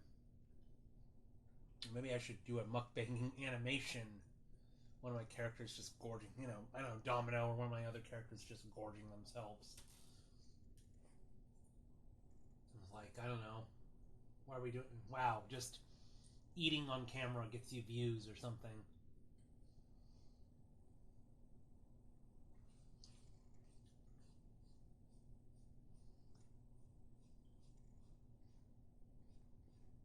Or maybe Domino discovers the ASMR community and is like, oh wow, you can just sit in a chair and, I don't know, people will watch it.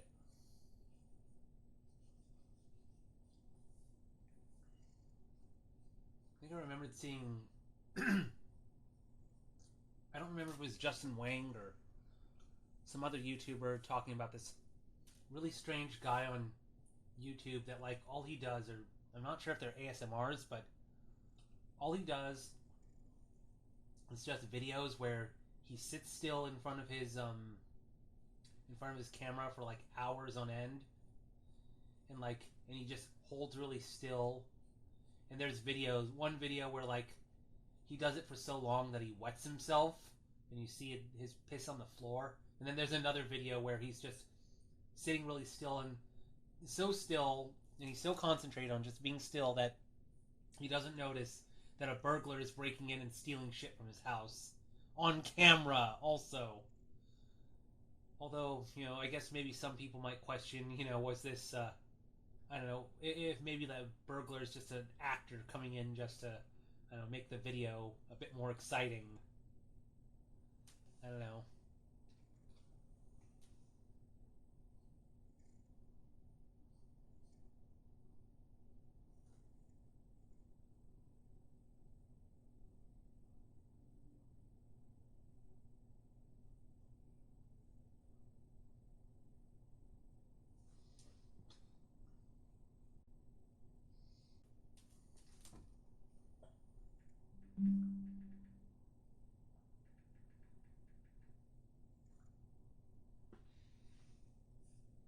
Okay, I'm back on stream now.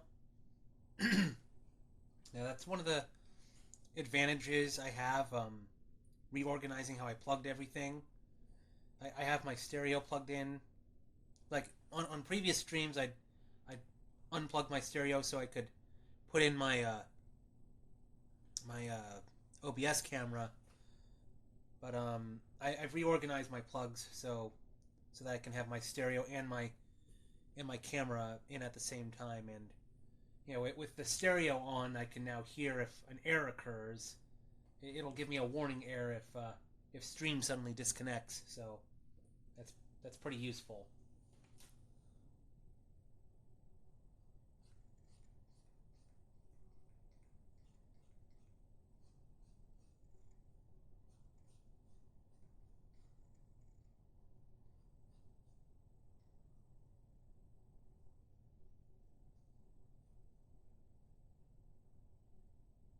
Hmm.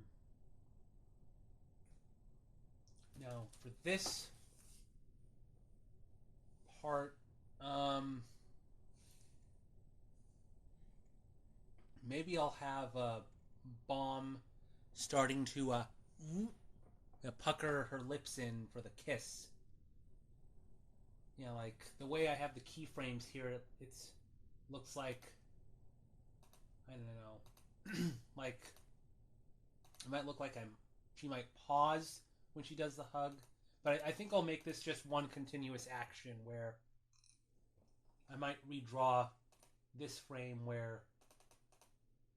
keyframe where so it looks like she's about to pucker her lips up, and just make this one continuous action. I'll have to. Oh, I don't have bomb here. Yeah, poor bomb or Baccio. I mean, I haven't figured out what he'll be doing, so I'll just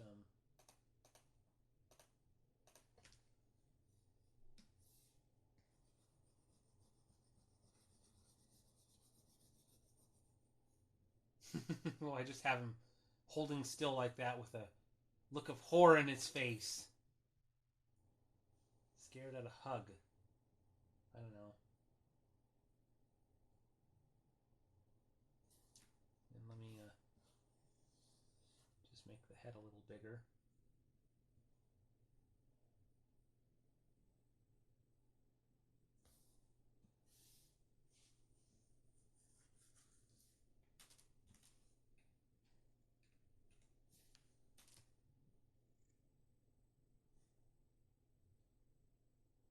So say this is hug 1.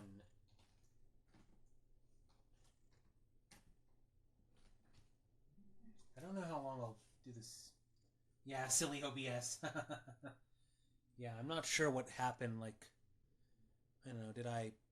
I think it just happens on its own. Like I don't think I like accidentally bumped the camera or something and the cord came out or whatever. Huh. I think I'll redraw the mouth to have it start closing up and she's getting ready to pucker up.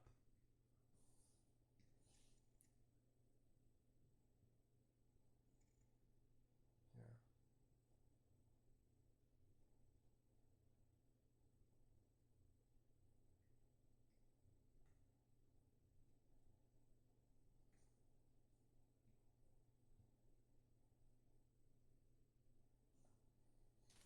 Yeah, my video ref. It's very useful having a video reference here. It gives me an idea of like what sort of poses to draw. Like right now,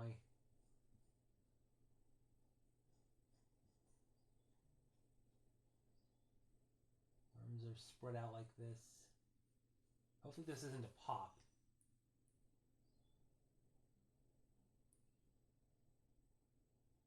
You know, having the arm this high up and then suddenly it's midway down like this. So maybe I remember like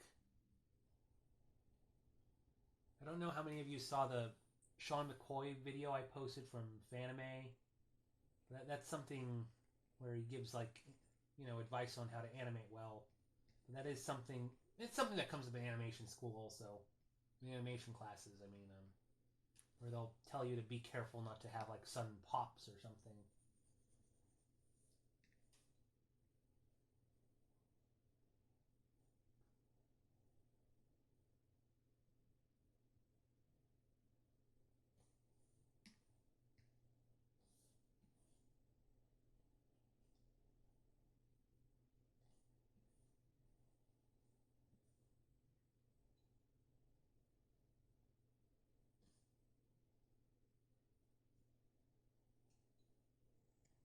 Hmm.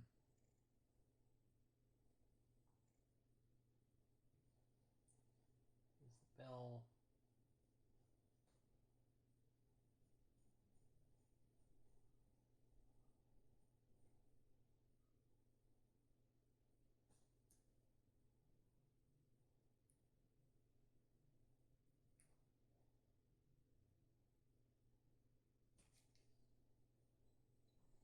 Have a frame where.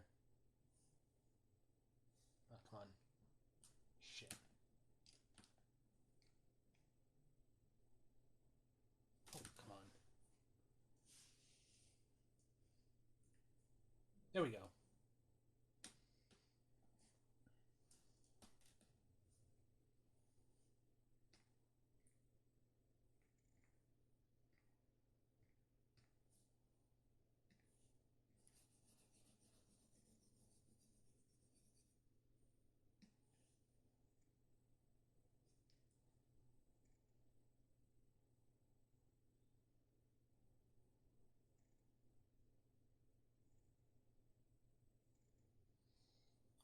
Okay.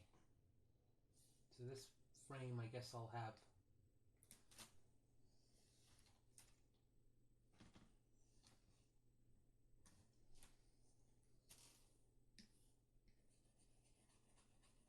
Boccio get grabbed.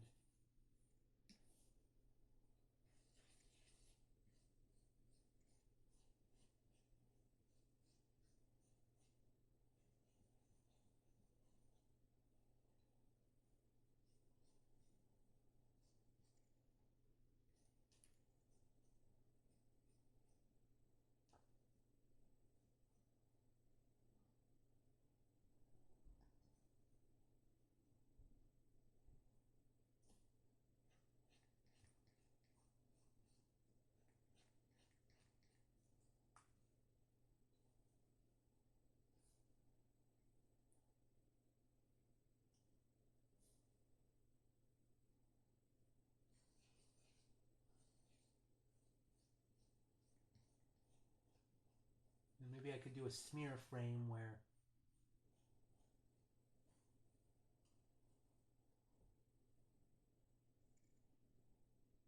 Hmm.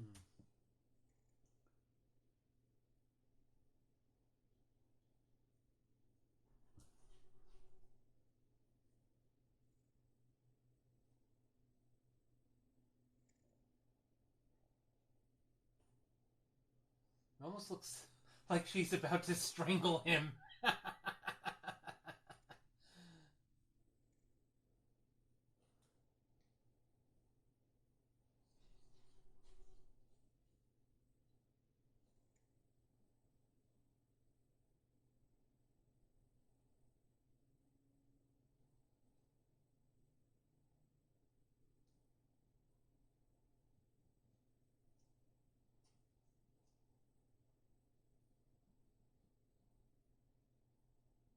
I thought I heard something outside my window, like bird pecking.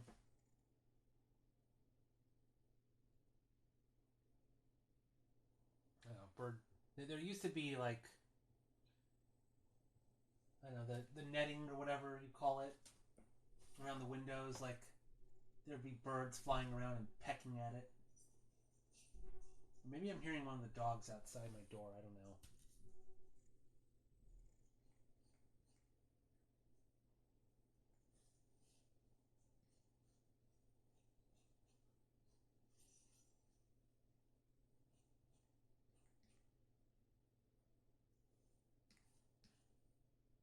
Oh, come on.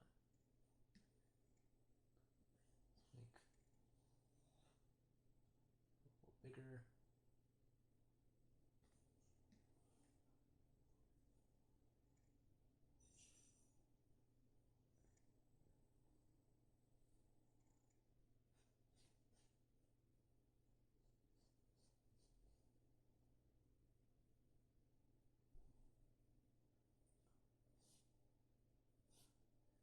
Yeah, what if I had a smear frame like this?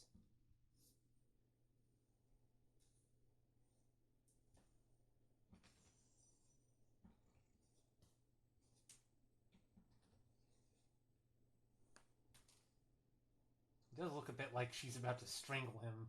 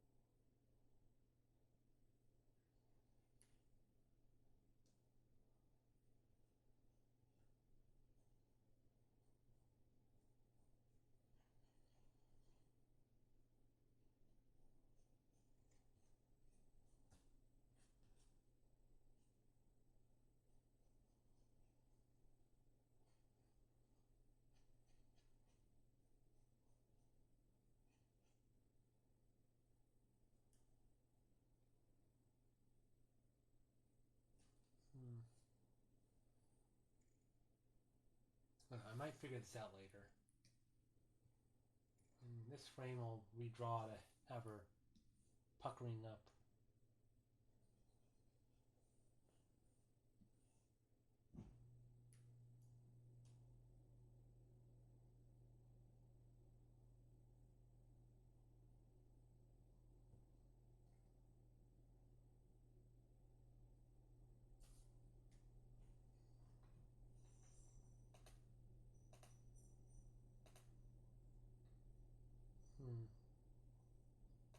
I wonder if I could just go straight from this frame to this one.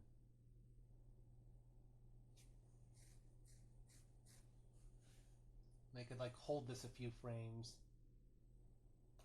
And there's where the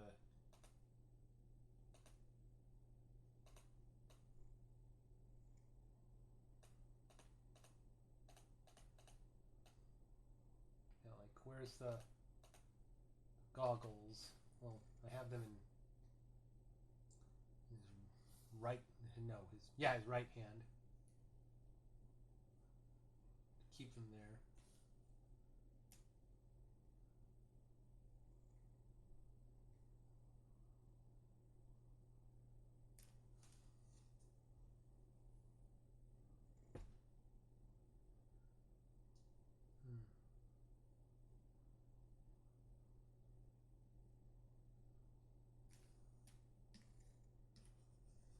probably also, since the ears were, leaning backwards due to the speed, maybe have them going down like this. That might make more sense. Yeah, that would make more sense because the frame after, they're like that.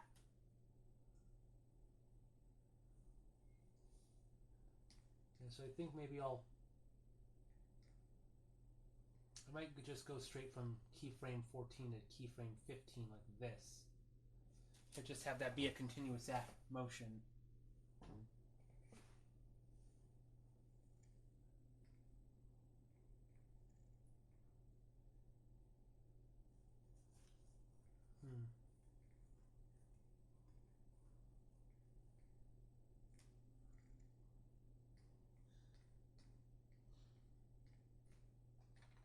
It'll be interesting to see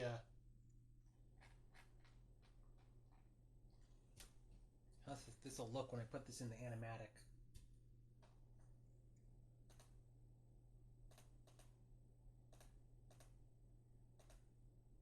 What's this supposed to be?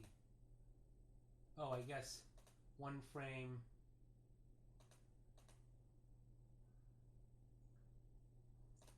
This is, I guess, the relaxation frame or something. I have an extreme pose where she kisses really, really closely, and then one where it's a bit more normal. So I might do an extra frame here where an impact frame where it's really hard, really extreme, and then holds it. I'm just trying to think like, a really extreme pose.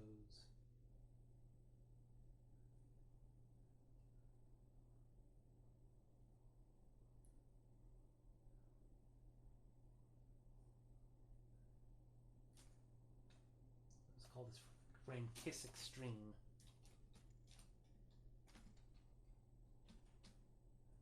I don't remember how to spell extreme. Or just based on a more squished version of keyframe 15. Nope. I want to be careful. It's this one I'm erasing. Well, maybe I should have keyframe 14 here just as a guide.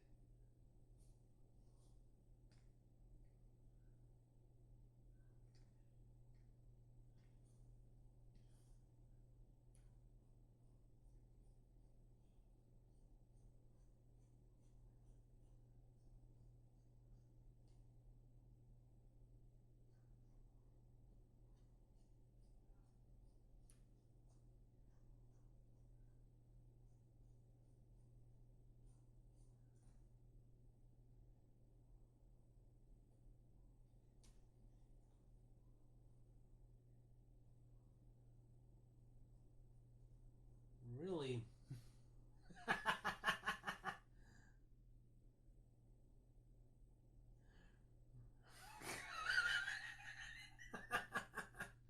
Really squishing the... It looks more like Bomb's trying to take a bite out of Bacchio's face. Having the lips be that stretched. Oh my god.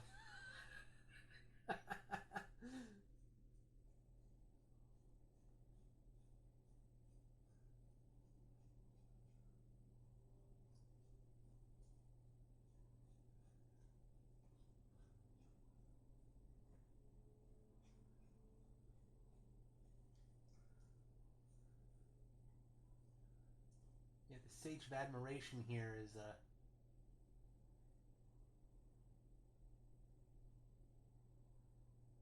trying to nom off the head of her boyfriend.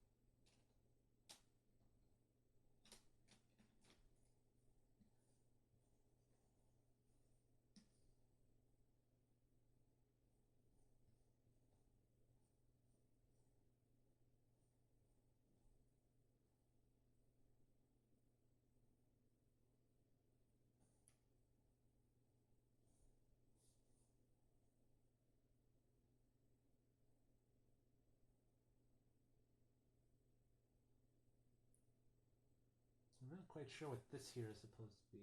Like,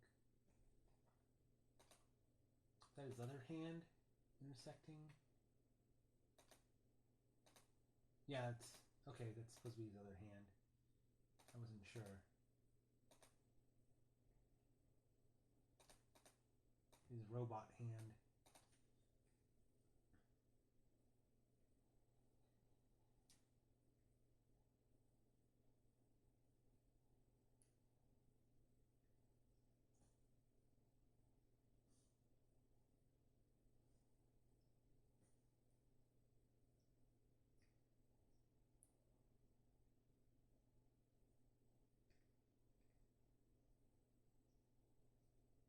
Okay, and then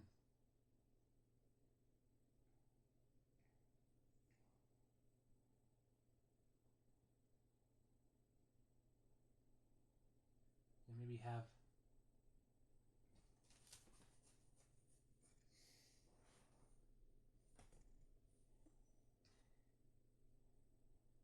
maybe have his eye half open here.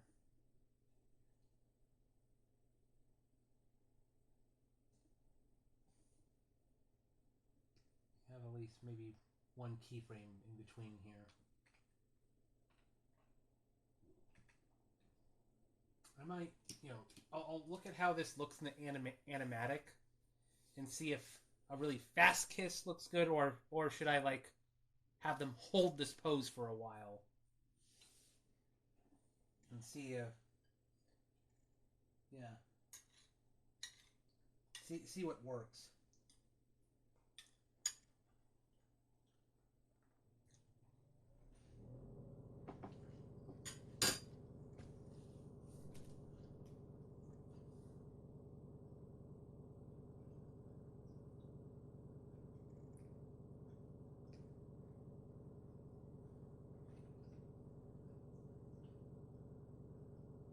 Let's say kiss relax or something. I don't know.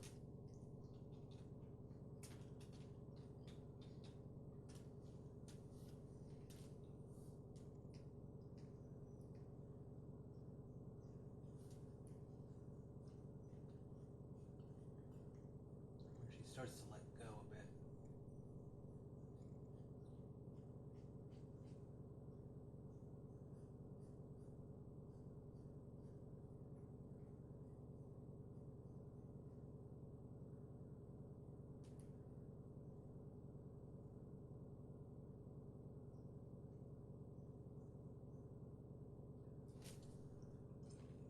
Starts to open his other eye.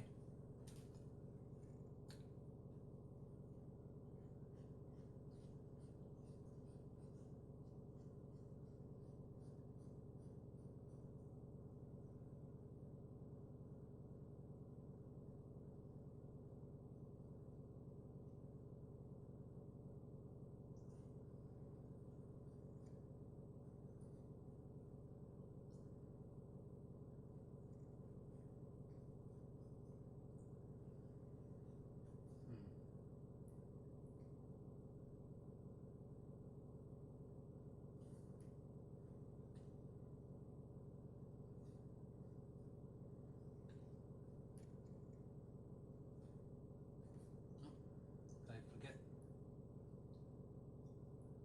Looks like there's a few frames where I forgot the goggles.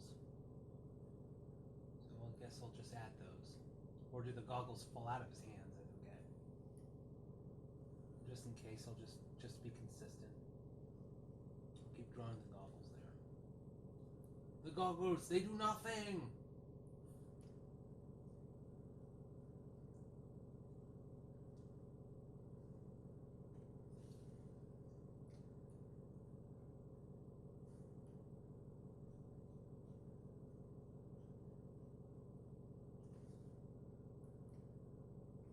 If I don't like the goggles, I can remove them later.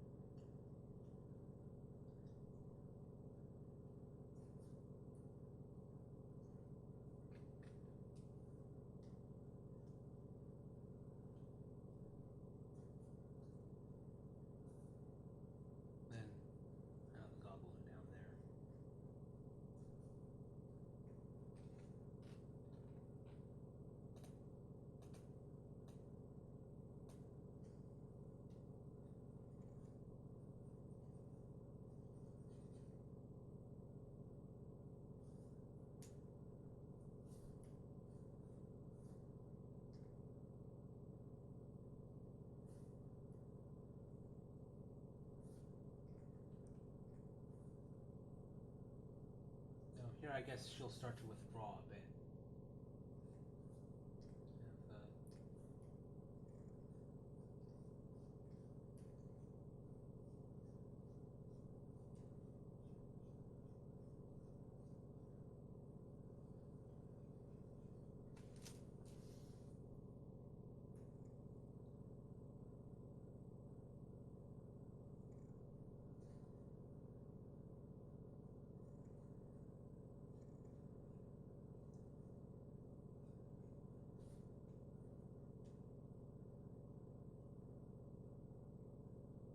Okay, have her raise her ears up again. You're going to change this animation a little bit.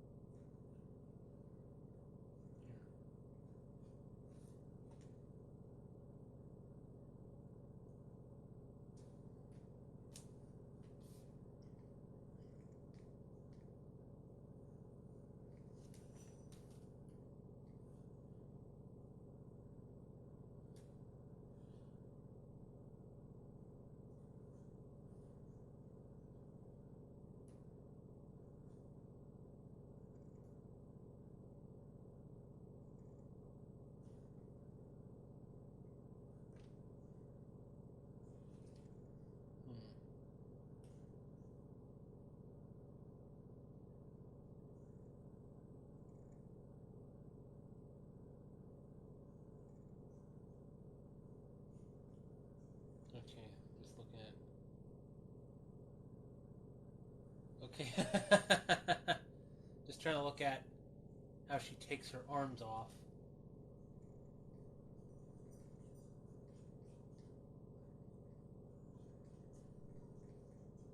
There. She releases him.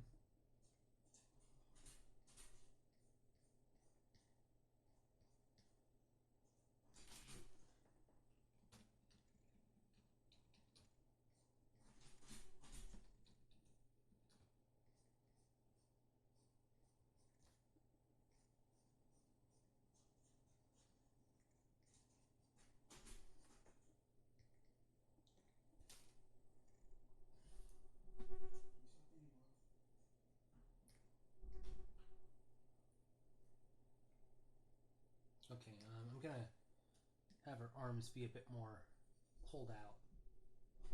That's what she said.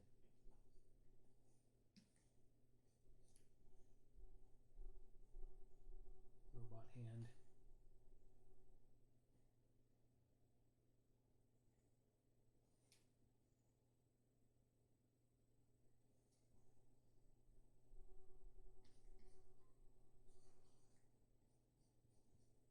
I hope this isn't a pop. Or she just has... I'll have her arms out like this. Or something. Like, okay, I'm done with the hug.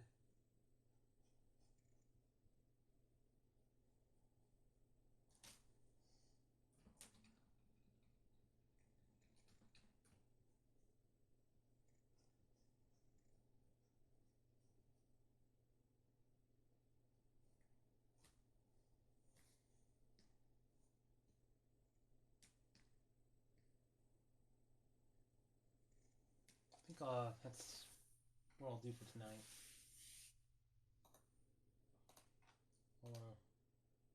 I'll insert these frames into the animatic later. And then we'll finish up the final Dizzy portion in a future stream, and then I'll go over Bocchio's animations and finish those up, because most of this he's just holding still. I mean, Clark Gable also holds still a lot in the original Disney animation. But I could probably have Bocchio like doing a bit more.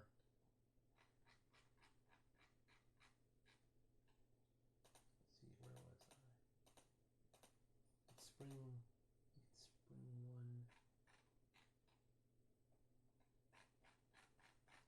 1. So I'll just label which frames I'll have to add to the to the animatic. So I'll just save right there.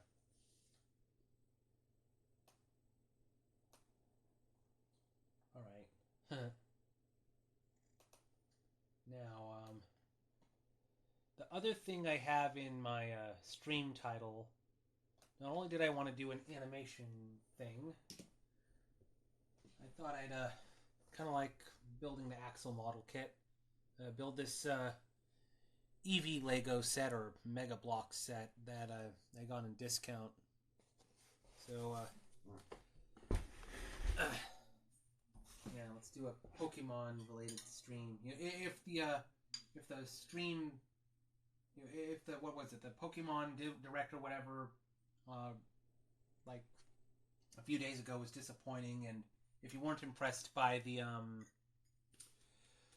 Nintendo Direct, that was it yesterday or the day before? I think it was yesterday. Like, I don't know. Here's something to make up for it. I haven't watched the Nintendo Direct. I thought if I did do a reaction, I'd react to just individual trailers trailers that I liked. However, there were no new trailers for like Metroid Prime 4 or something, and that's the only thing I'd be interested in. So it's like, never mind. I see there's a new Pac-Man game or a remake of an old Pac-Man game. It's like, I don't know, whatever. So, let's build a Eevee Lego set. I had to clean off my desk here. So I'll bring over the camera. Do it very carefully so I don't disconnect it from my computer. I'll have my iPad over here. So I guess I'll open this up. I don't know which end this opens. Oh, well.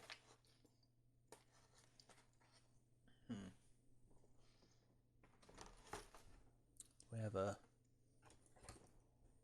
Oh, here we go.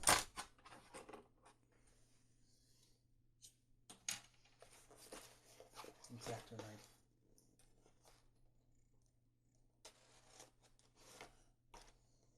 Remember to always cut away from yourself.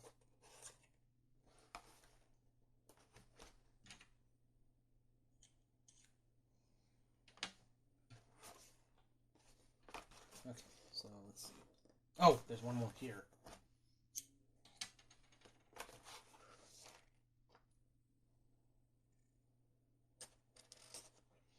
I thought, like, what if I freaked out stream and pretended I cut myself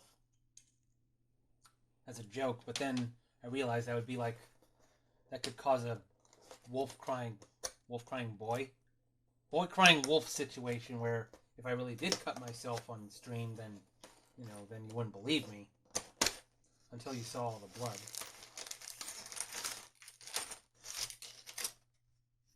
Okay.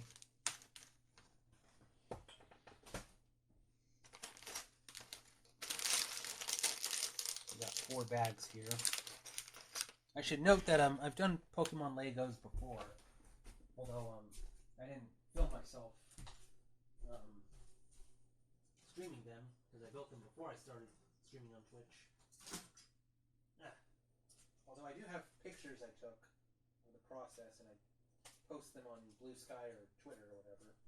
Here's my previous ones. Lego Charizard and Lego Dragonite, and I also have a Lego Score Bunny somewhere, but it's like a simpler looking pixel, like more of a pixel figurine. And you can see open Dragonite's mouth there. You can also open Charizard's mouth. That. Put a flame on the end. And oh, I wasn't sure what the little thing in the back makes Dragonite's wings flap, although they're not really flapping that much. It's barely any motion. So, never mind.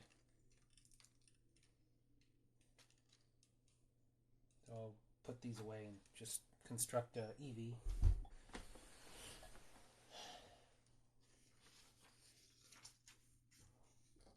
Guess I'll bring up the camera a little closer.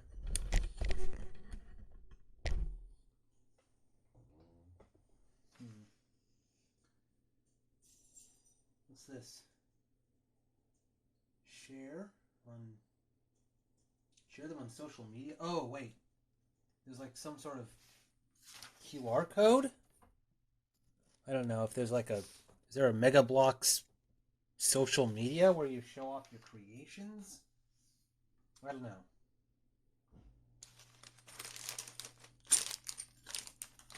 Okay, so I'm not sure which. Oh, are these bags numbered? Because I'm not sure which bag I'm supposed to open. Like, which one am I supposed to go through first?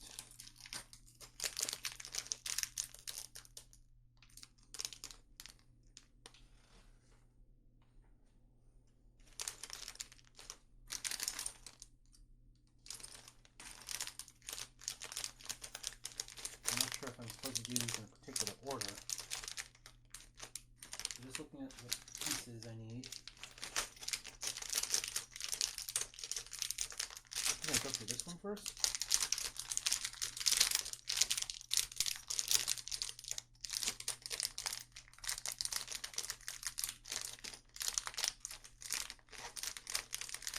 Over here, I have a Mario thing that can fly, although I like using it when I used to have carpet in my room because it'd be a soft landing, but now the carpet's been replaced with wood, and you know, I don't want Mario crash landing all over the place, so I don't really use it anymore. Plus, it's kind of difficult to charge. I probably shouldn't make a big mess here. Let's see. Okay, so a piece from here.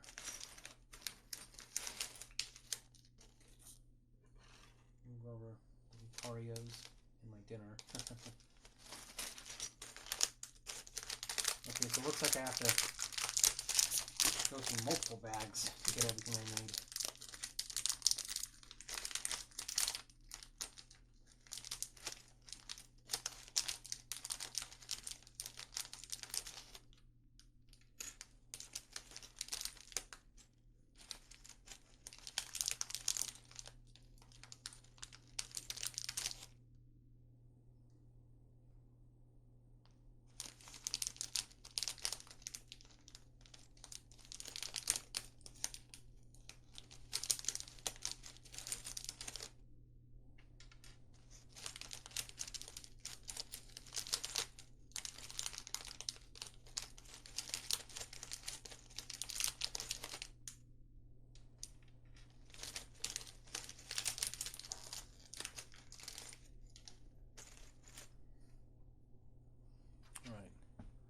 I should probably bring this camera in even closer.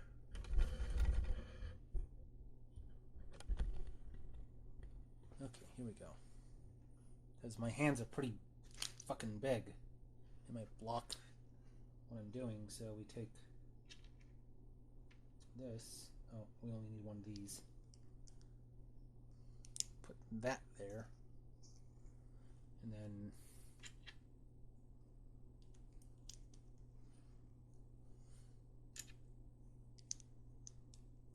I'm not sure what this is going to be. Eevee's forehead or something. I'm looking at the model in the booklet. Yeah, I think this is the forehead. And then two little square pieces.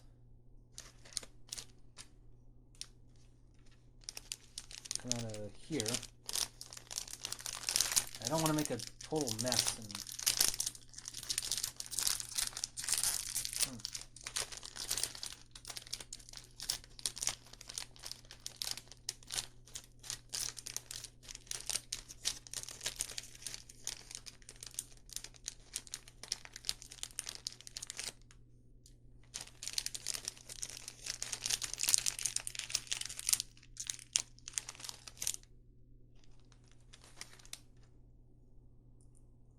Got two little pieces like this. Put them in the middle here. There we go. Make it. Oh, I already have one of these out.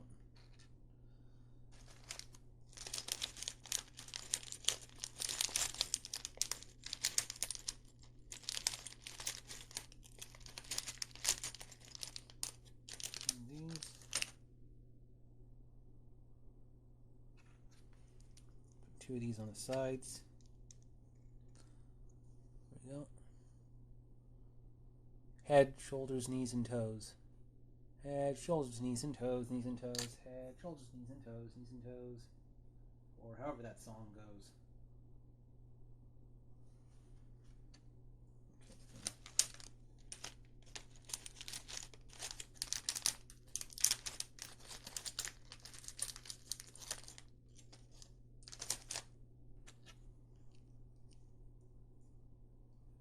Those.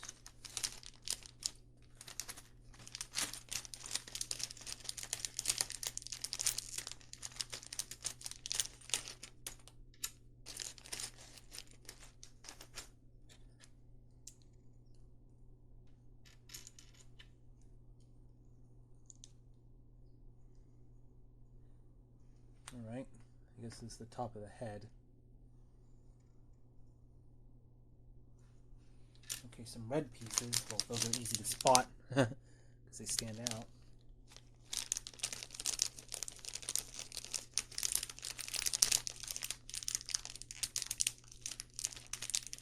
What is this, Eevee's tongue or something?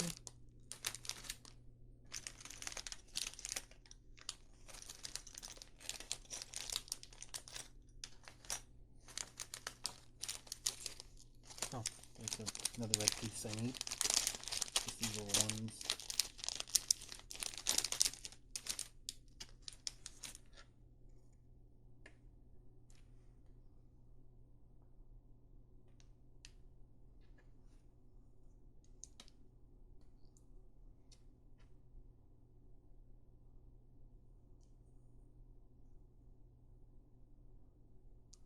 Okay, I think it's like this.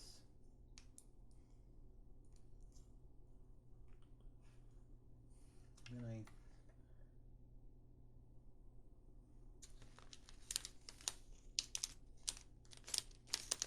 some sort of ball and joint piece.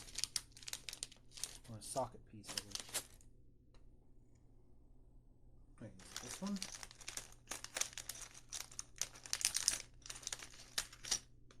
I think it's one of these.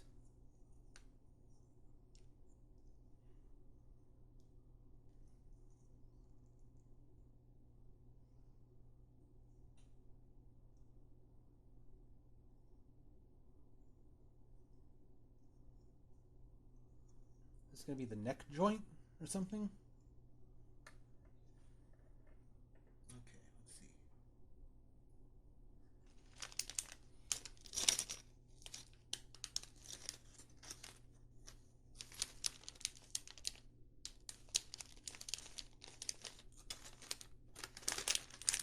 One of these.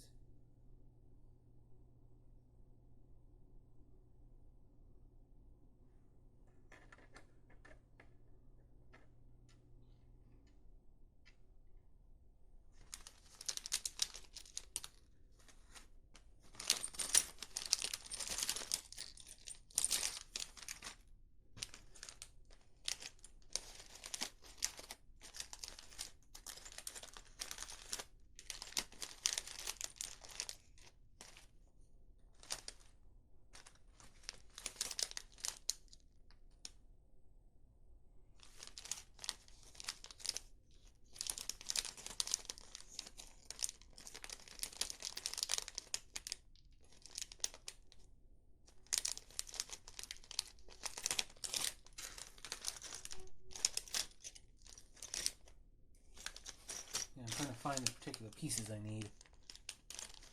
Alright then, good night, Dragon Head.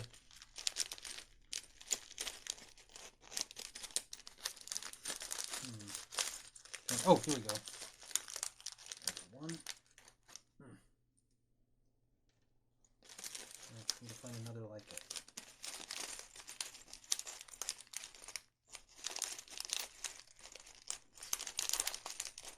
I think I found it.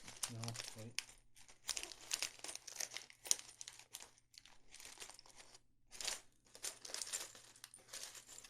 No, that's not that one. Instructions even tell you to look very closely at the piece you need and not get something that's similar but has an extra part you don't want. This one? Here we go. Here we go. So 2 of these.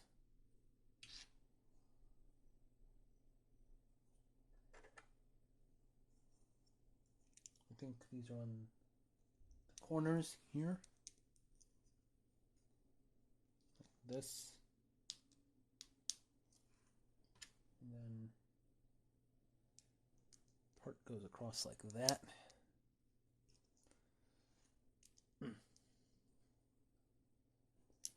Oh, come on. Wow, how hard can putting a Lego piece be? There we are.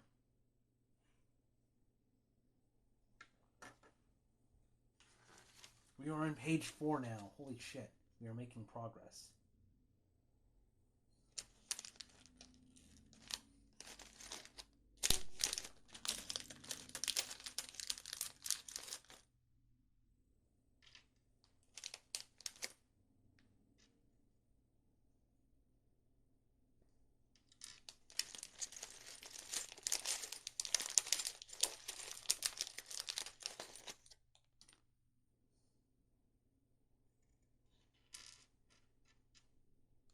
These ones.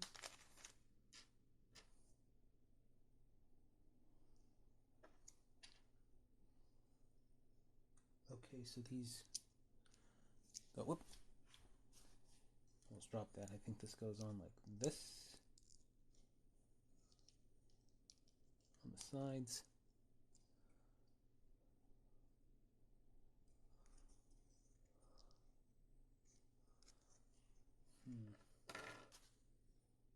We'll get 2 of these. Oh, well, right there.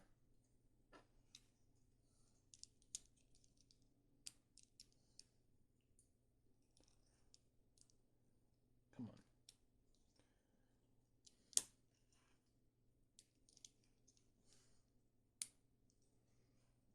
Here. Step 9.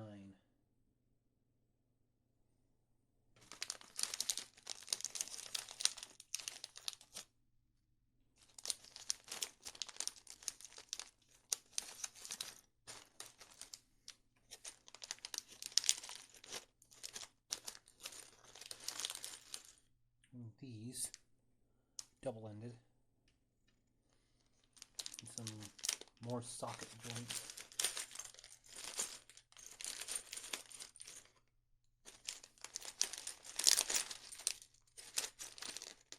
I don't want to make a mess and scatter a bunch of parts around.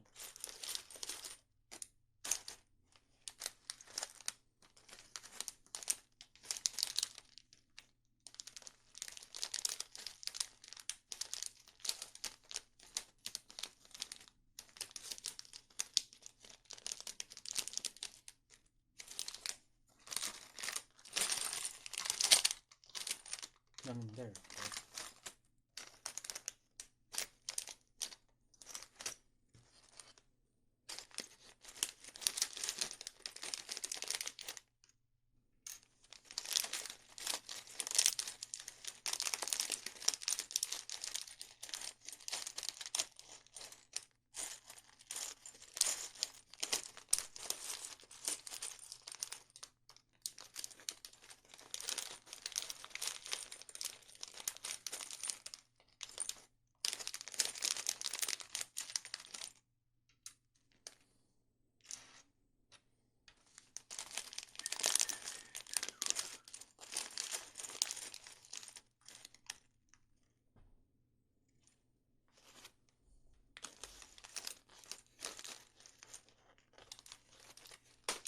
Oh, crap.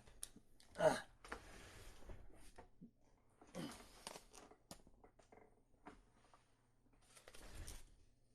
Yeah, I have to find which, oh, wait. Wasn't this one the whole time? Oh, here we go. That's what I was looking for. Wrong bag.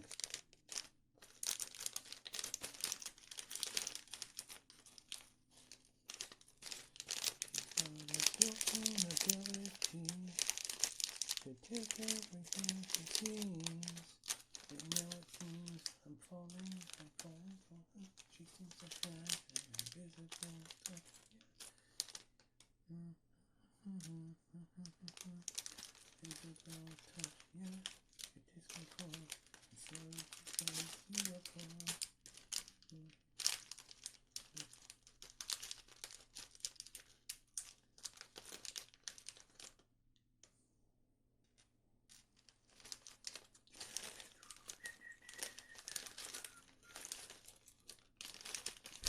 Oops.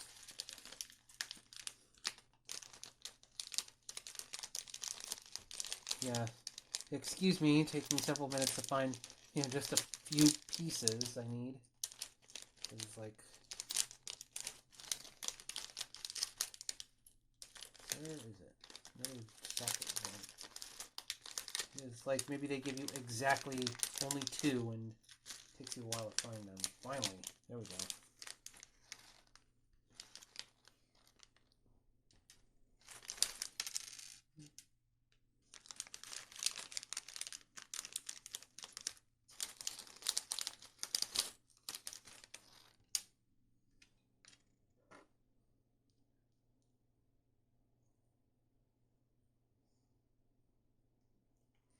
These little socket joints and this thing, and then put it on the bottom here.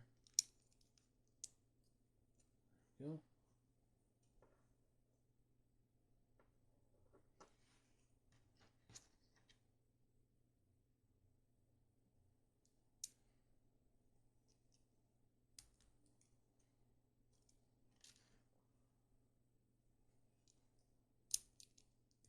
Okay. Put these there.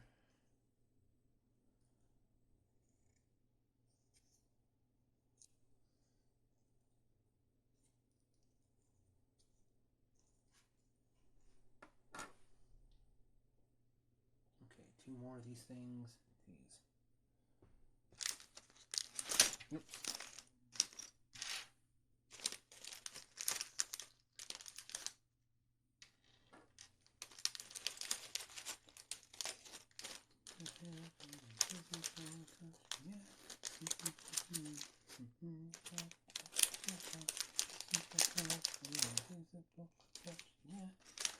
Control and slowly tears you.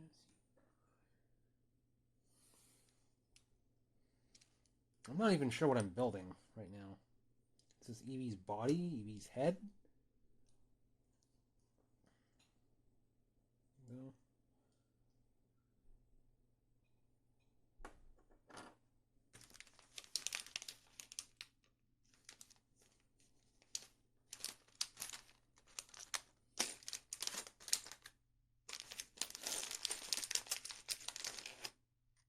One,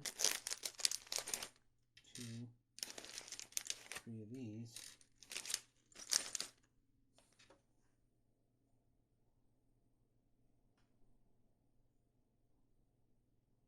Okay, so one of these here. One here.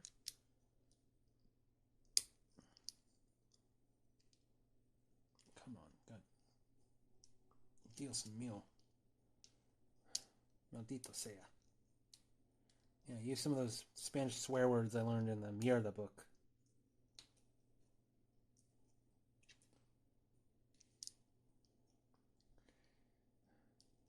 Este Zorro es estúpido.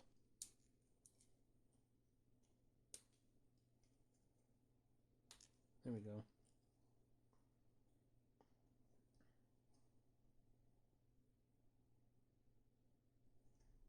No. Oh, I don't. Do I put this on quite yet?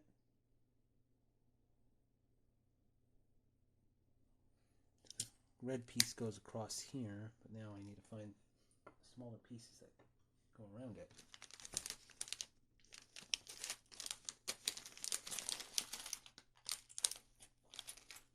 Ah, two.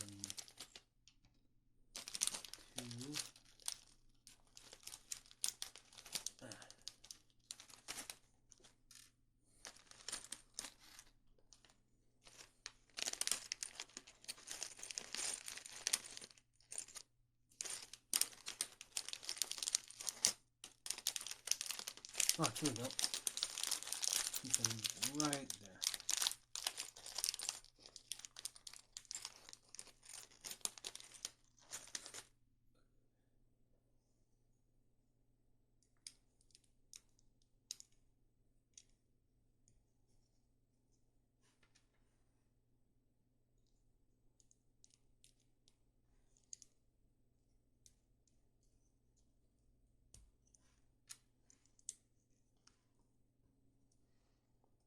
There we go.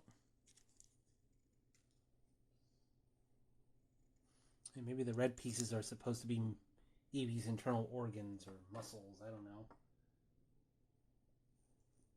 So I need one of these. And one of these. We're adding Eevee's sinews.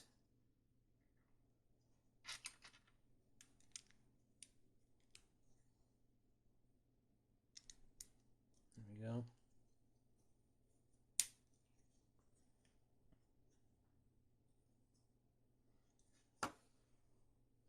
Step 14. How many pages is this?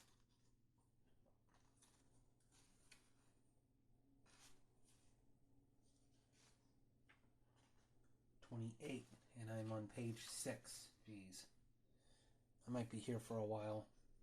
Yeah, I don't know. Will I split this into several parts? Maybe do part of the Lego like tonight and then finish it another night? I don't know. Well, let's see how far I can get.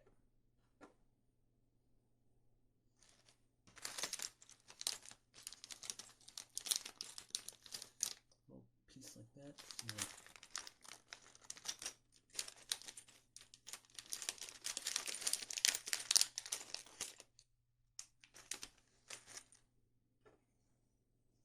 This goes on the top. This goes in the middle. There. And then a bunch of some triangle pieces.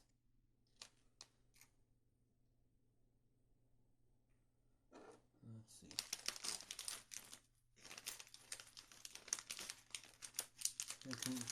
It can cautions you there are triangle pieces that look similar to one another, and you don't want to like confuse them. Okay, I don't think this is the right one.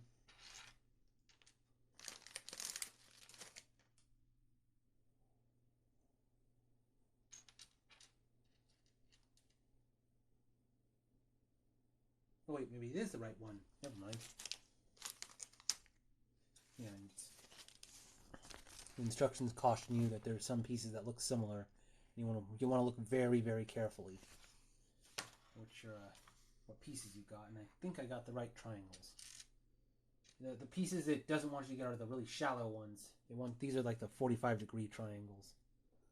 So I think these ones they go on these little ends here. I think. Yeah.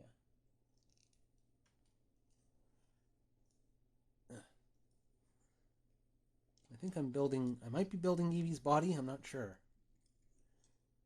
Maybe Eevee's head, and I don't know, the ears might go in these pieces here.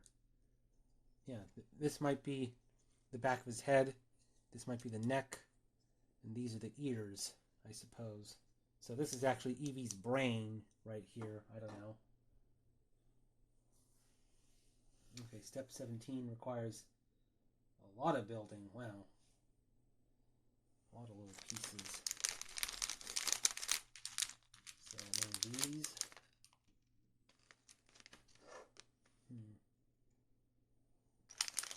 One of these. Oh, actually, I have one right here.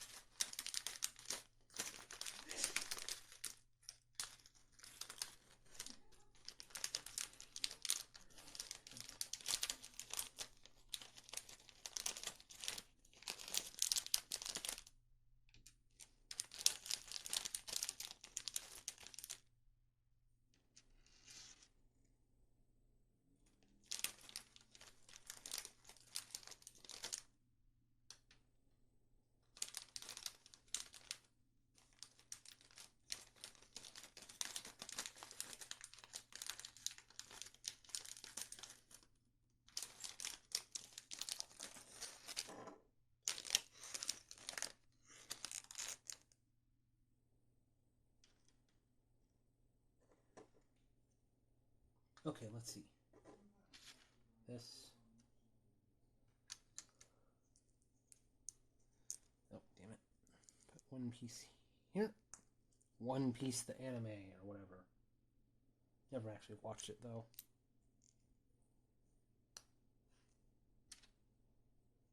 So this is a very unusual thing I'm constructing. I guess this is Eevee's hair. I guess.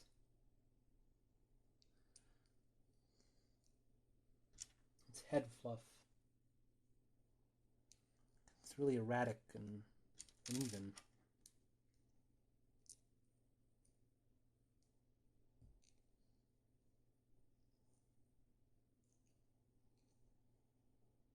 There we go. Okay, yeah, now I see, looking on the next page, yeah, this is going to be Eevee's head. So this goes,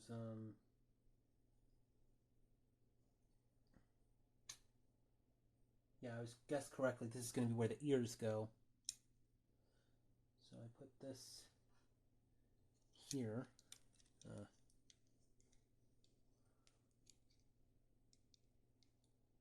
There we are. So we have Eevee's odd-looking hair. Now we do the face pieces, and they're kept in here. Oh, look at that. You can see the pieces for Eevee's paw pads.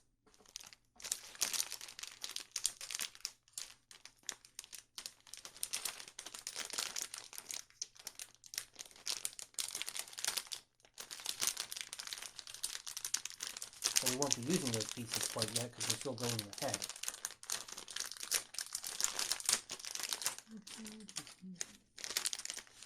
There's the ears. I'll pull those out. I know we'll be using those in a bit. This looks like the tail piece. So might as well just... There we go. That was hard. Looks like a little rocket ship.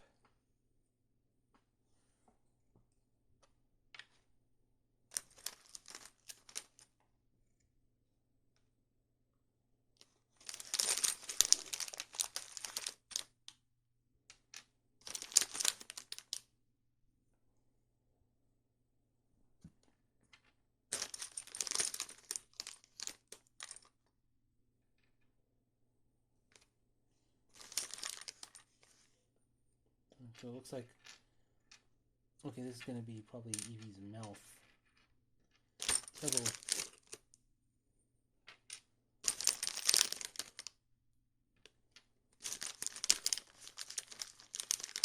You can see the pieces for its paws.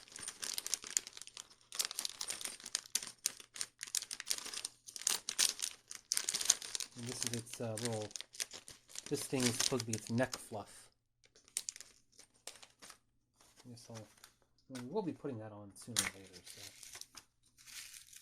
I'll just set it aside. Ooh! Look at this, it's all plasticky. That's neat. Toss that to the side. Let's see.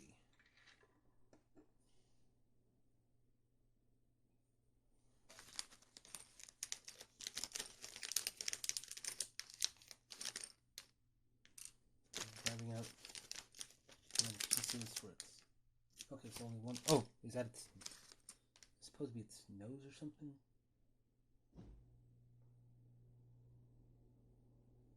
It looks like this piece has a slight.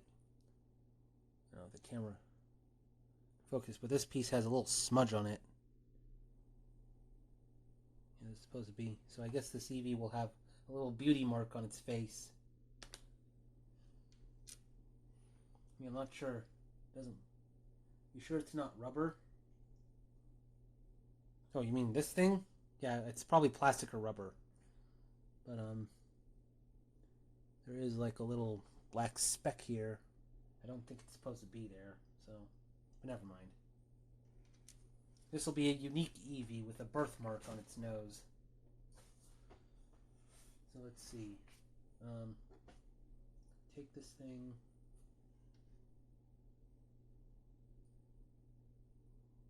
Hopefully these things are like identical. Let's see, so I put this here. Is this in the right spot? No. Here. And whoops. Shit. Yeah, I put this in the wrong. Okay, I need to. This goes here. I think. There we go. And its nose in the middle.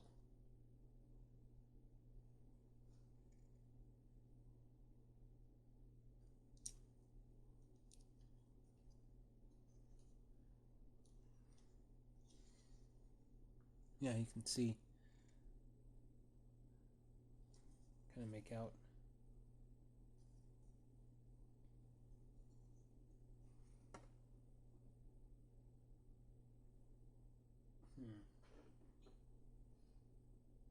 Okay, so a piece for its forehead. Oh, it's not in there.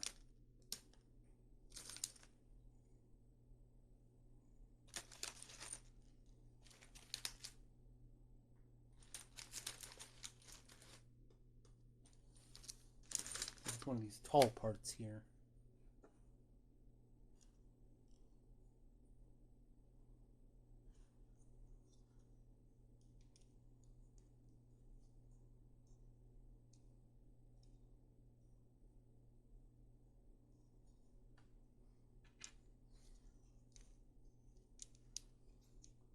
It has you assembling the head upside down. Well, that's just how it is in the booklet. There we go. Now you're starting to... You can make out its eyes.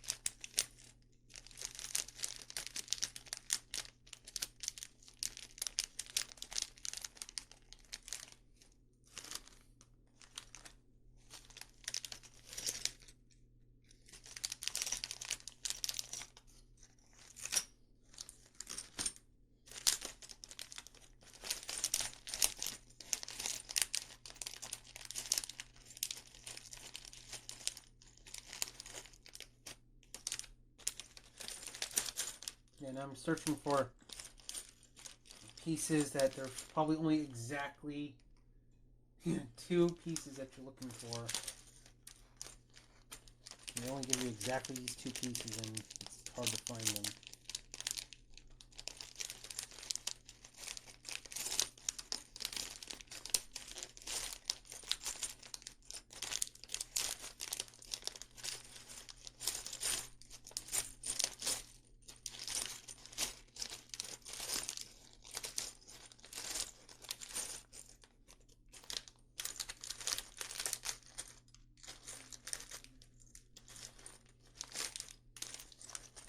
here. Not in here.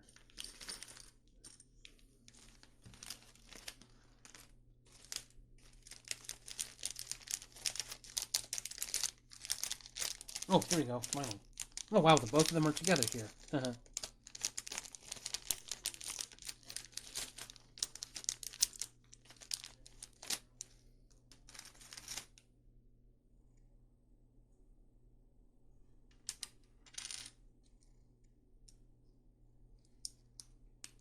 There we go.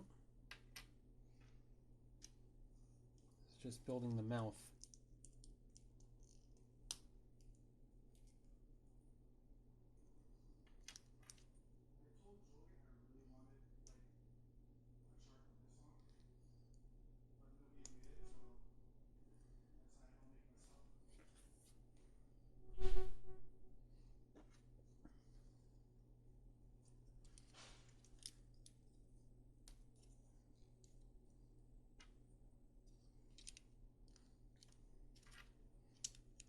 There we go.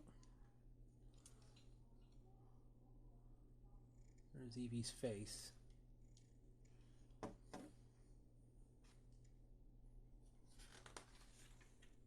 Now the ears.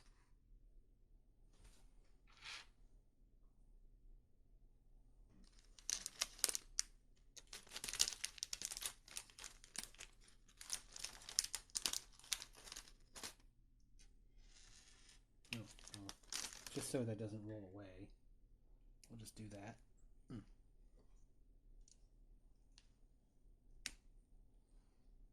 One ear.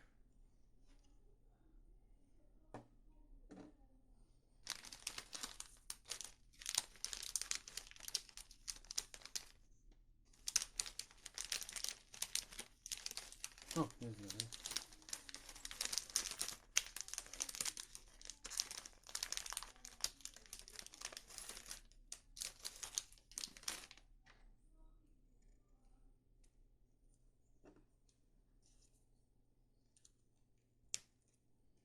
There.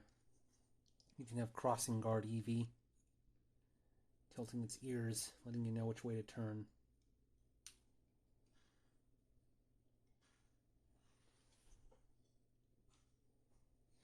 So that's Eevee's head. I'll set that aside. Next up, I'm not sure what, probably Eevee's body. A body!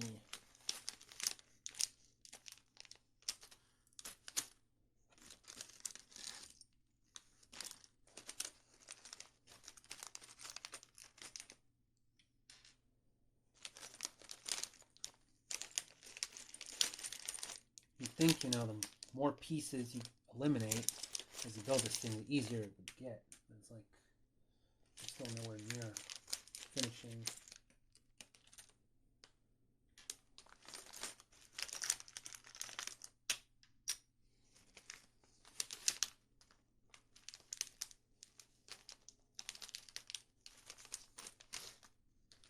Oh, there we go.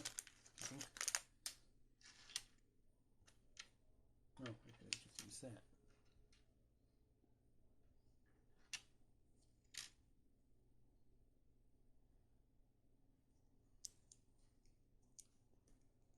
There we go.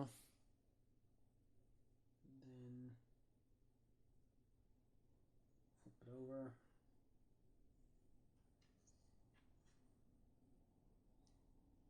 Unless we gotta put this on these things. Alright. And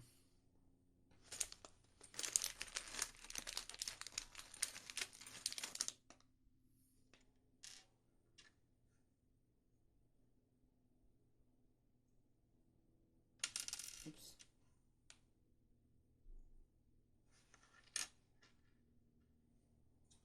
Okay, I need to find a little round piece.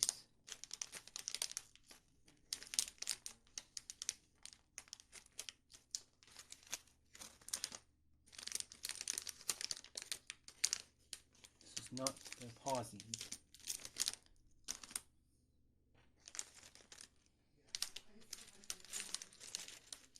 Here we go.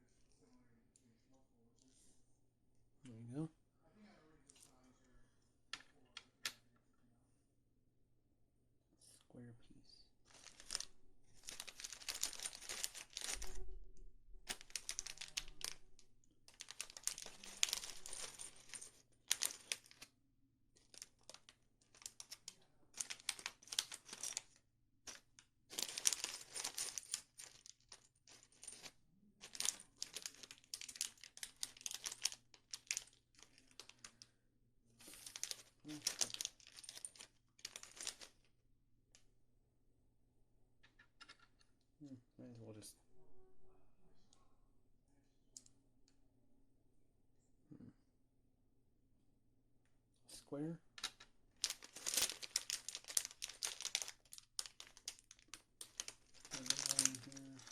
Oh, yeah, there it is.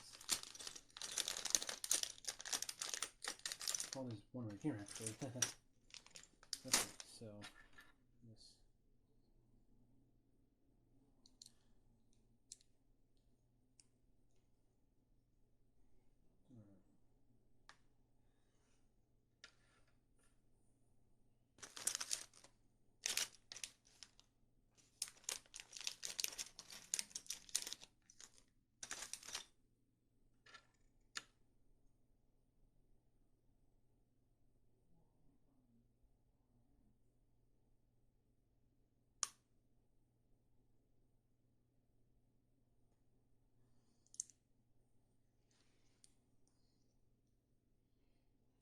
Up there, and then I get a three-way piece.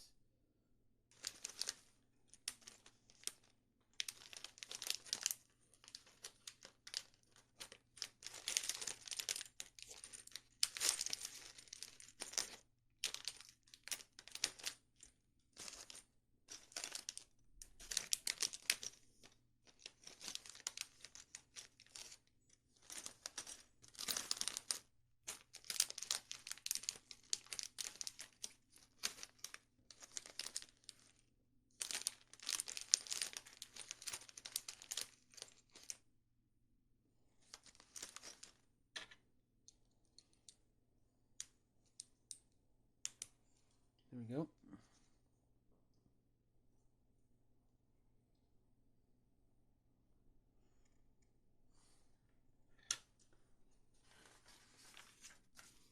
Okay, this is the body, and wow, this looks like this involves a lot of little pieces, but eventually we will put on the neck fluff here.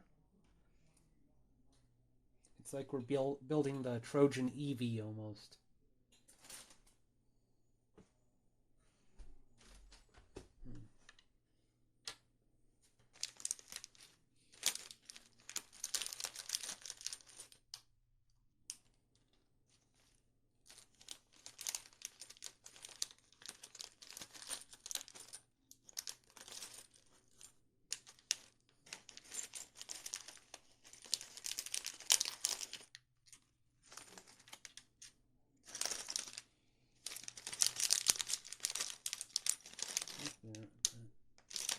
Oh, here we go.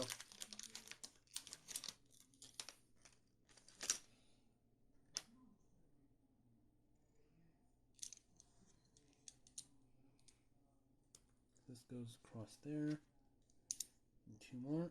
Oop.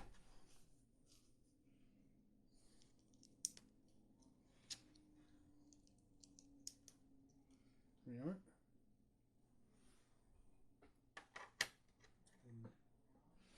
And more really small pieces.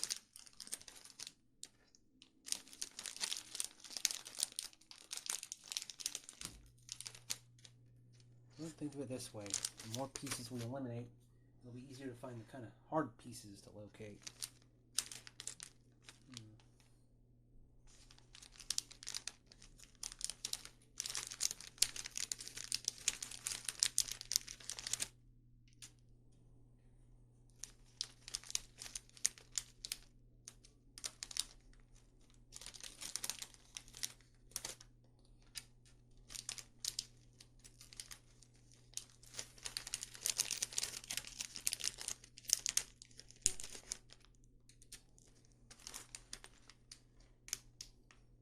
Flip this over.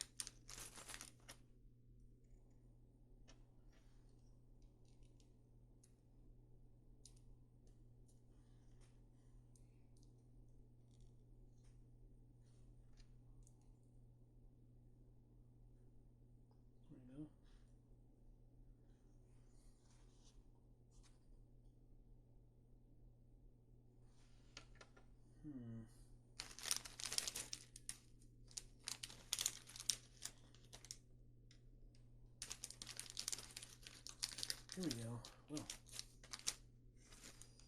it is getting a little easier to find certain pieces.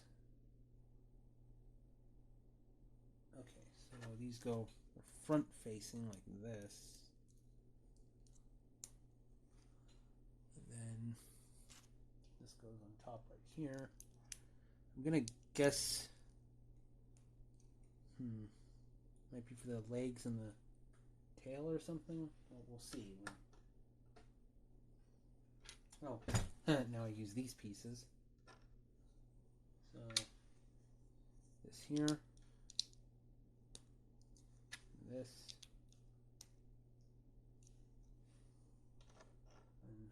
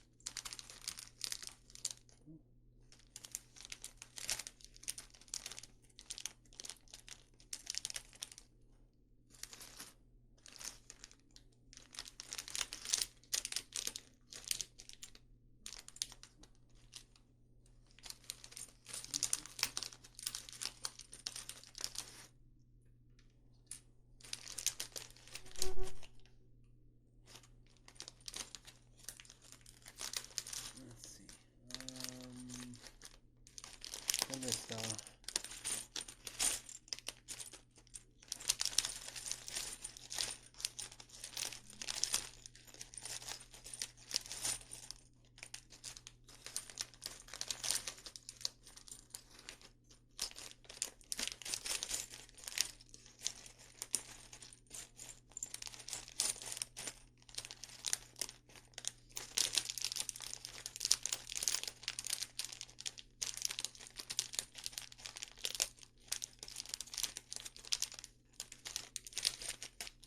Oh, here we go.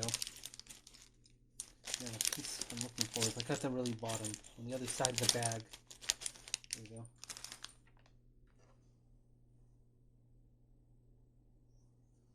So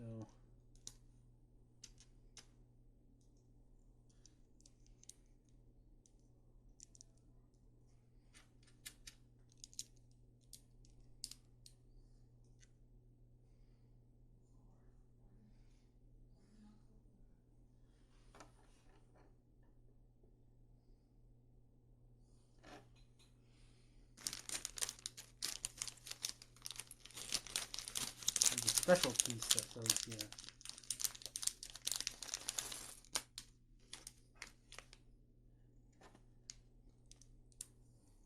These go on the sides here. Then a special ball joint goes in the middle here. Not in here. Oh, here it is. This thing.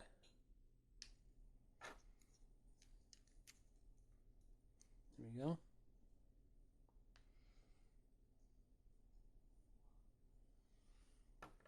And then a three-way piece goes on top.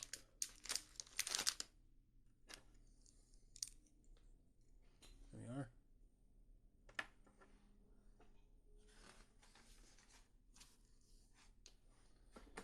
Okay, seeing this is going to be, when we get far enough, this is where the neck fluff goes on. This is where the head will go.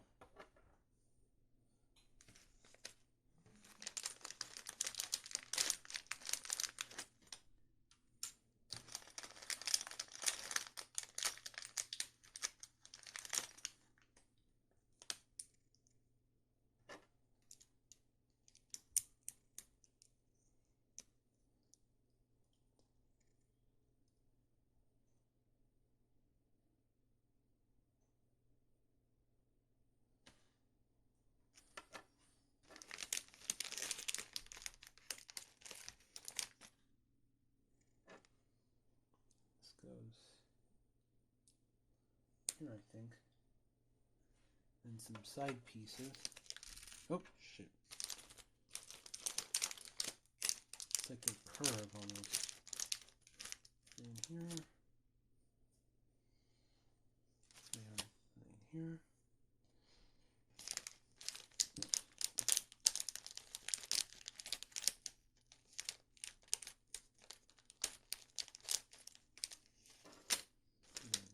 Here.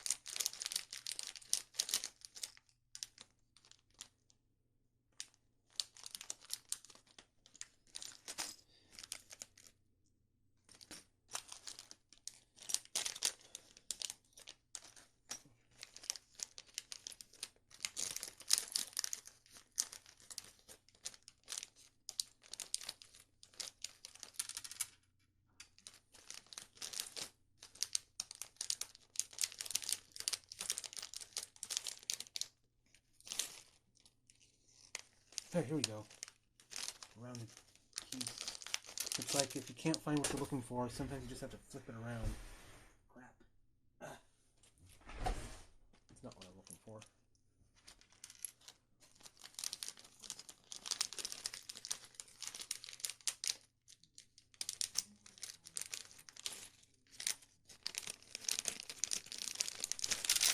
Shit. I don't want to drop a bunch of pieces. Oh, wow. It dropped the piece I need. Funny how that works out. Anyway, what end am I on? This,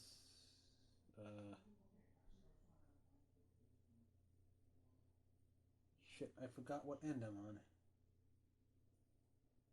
Oh, here.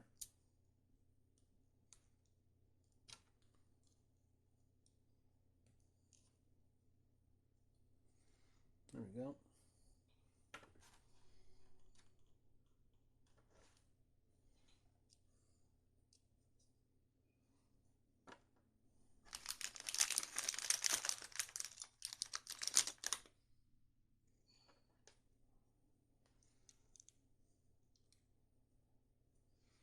Okay, this goes here.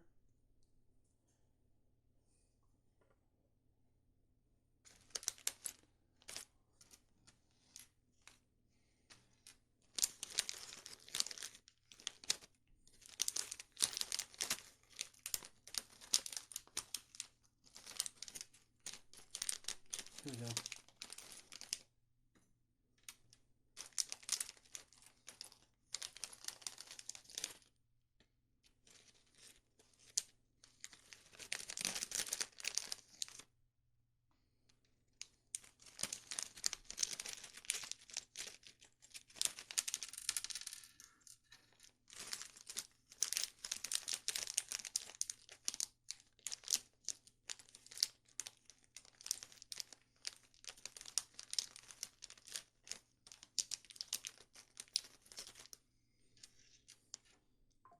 Hopefully, no pieces fell on the ground that I didn't notice.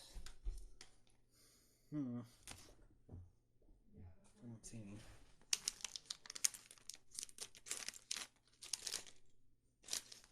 Ah, here we go.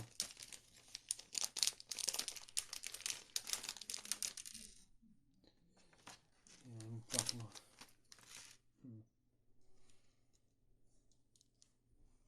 So these little slope pieces go here.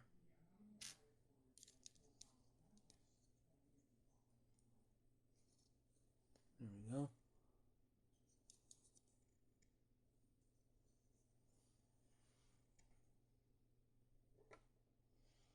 Okay, so the instructions show how to put on Eevee's neck fluff, and there are little hooks that hook to where the legs go. Well, before I do that,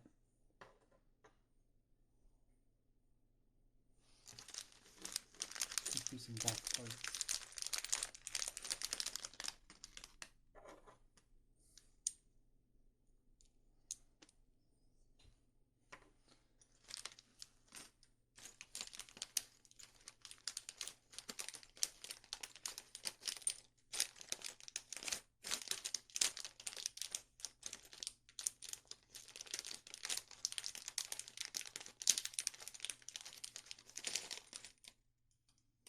Well, oops. But sometimes when a piece is upside down, it'll look like a different piece, so flipping the bag around helps you spot it. Alright, just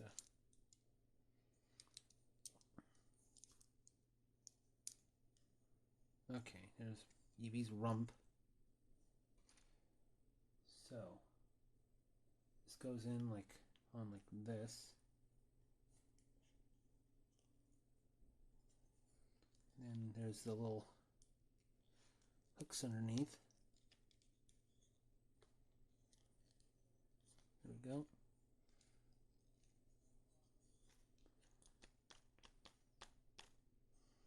There's Eevee's neck fluff.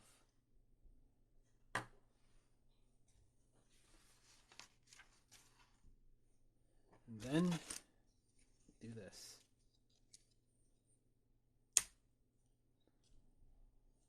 There we are. Eevee's like, how can I walk?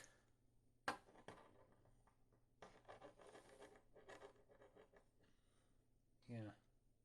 Eevee has no means of locomotion. You need to put on its paws. Look at this. It's like almost got shoulder blades like this.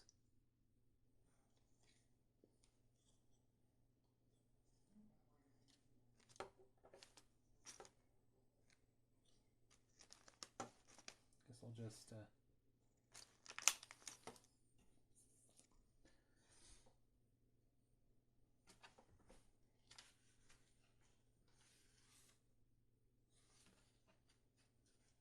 okay, looking at how Eevee's legs are constructed, it's almost like, damn, this thing is swole.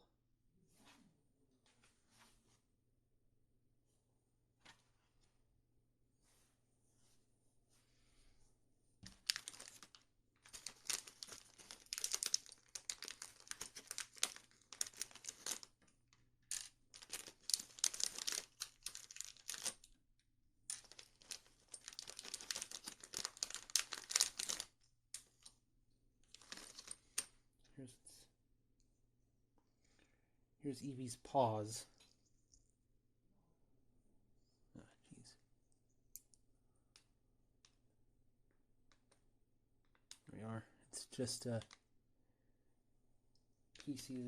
pieces with little line segments on them.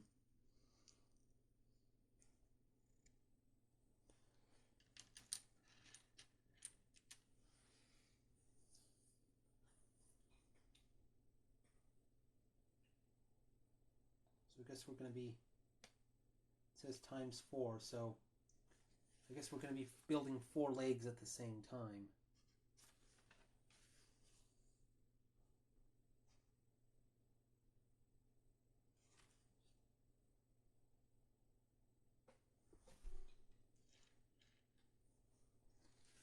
Let's see.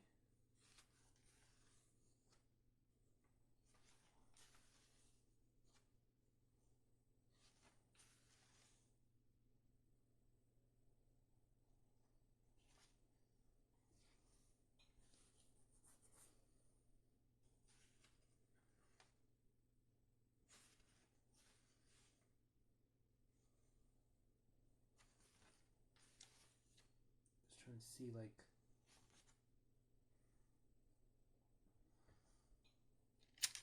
oops.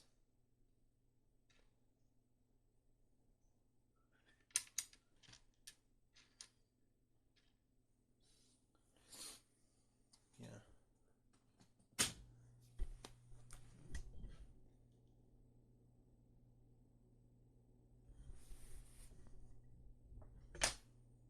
guess I'll just go take a picture of them. Okay, let's see. So I get 4 of these pieces. Half circle ones.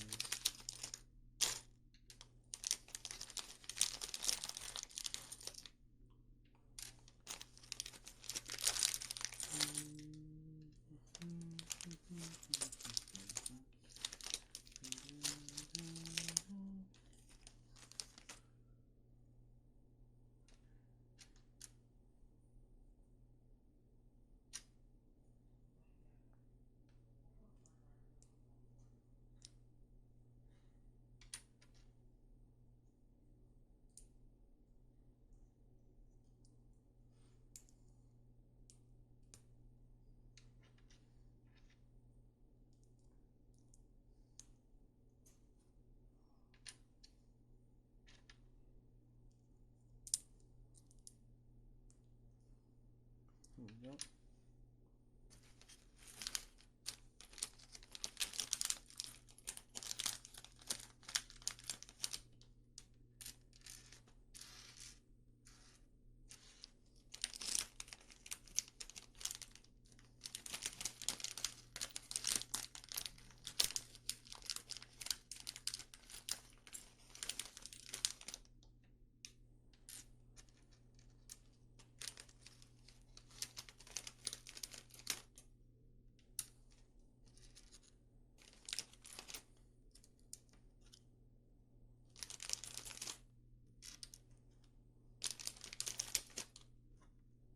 Back so they don't fall off.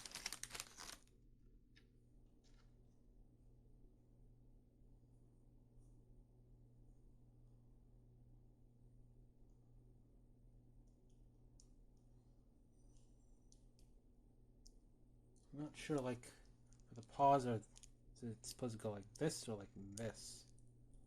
Doesn't really indicate very well. Well, maybe if I can see, there's other pictures that show the paws from the back. Oh, okay, here we go. It shows you right here. Yeah. It's supposed to go, those little triangle pieces are supposed to go downward like this. Oh, come on. Here we go.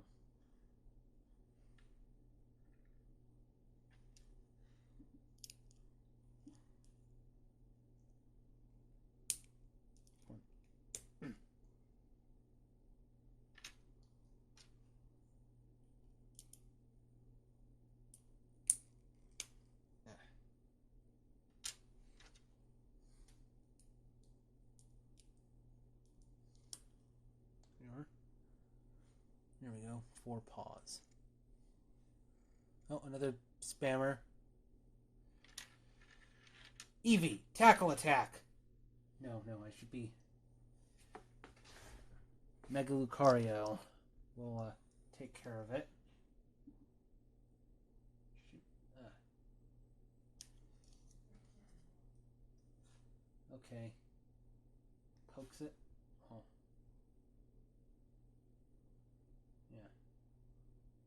Ban and delete. There. There we go. Mega Lucario took care of it. Rawr. Bipster 1. You're like one of the spammers that has a mostly normal name. I have to compliment you on that. But I can't compliment you on, how you spammers continue to give us links to, what is it? Streamboo? That sounds like a streaming service for booze from Mario.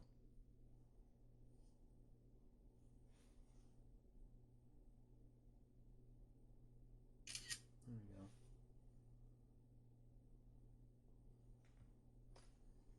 Let's see.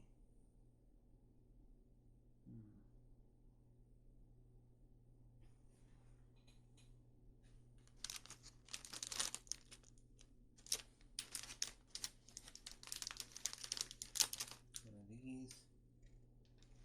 One of these half circle things.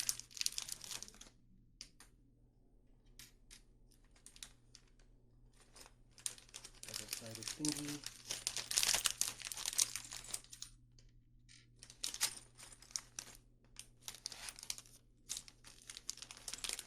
And then these.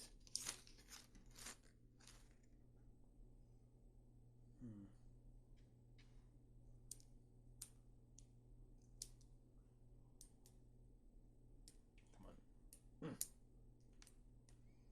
There we are.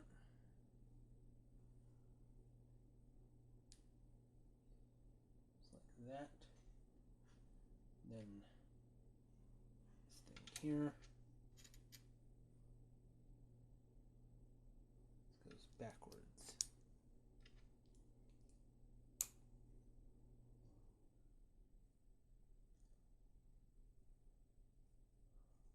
Oops.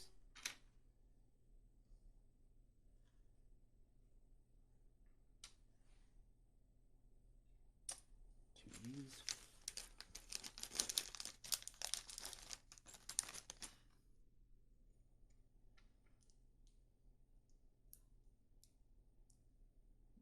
Come on. Here.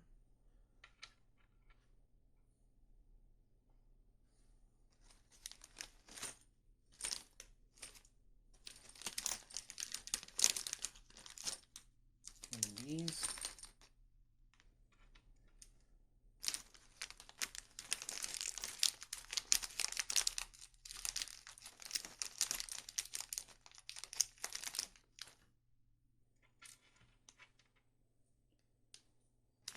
Triangle.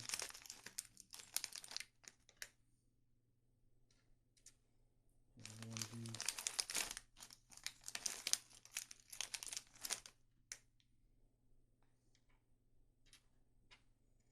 So flip this upside down.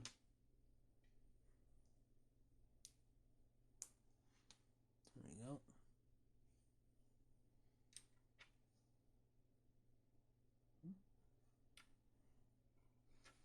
So this round part goes here. Damn it. The front. This goes here. And this triangle goes in the back. There we are.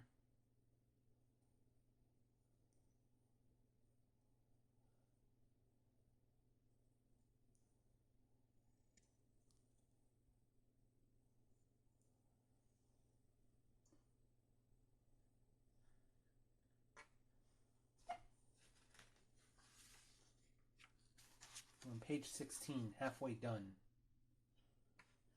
Okay, so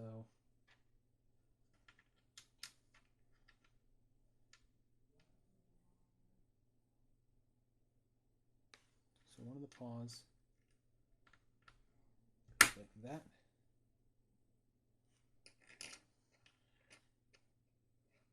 And then let's see, cover. Oh, and these pieces.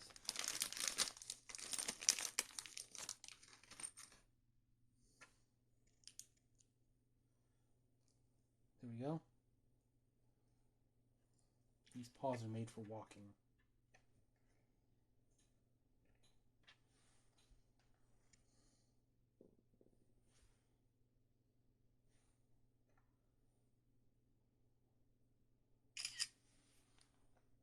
Okay. It's like I'm building an ATST almost. We'll do next front paw, I guess. See.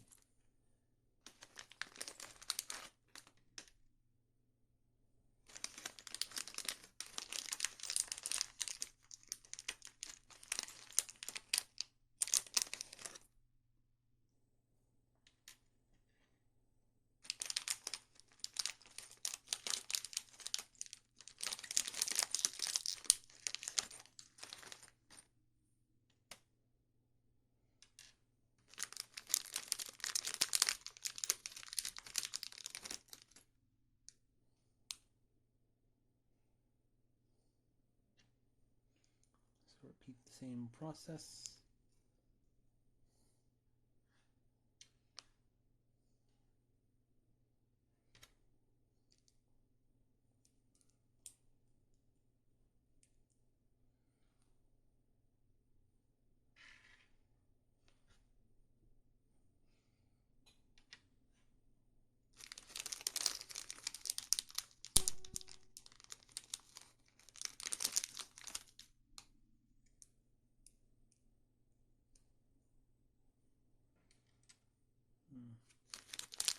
triangle thingy.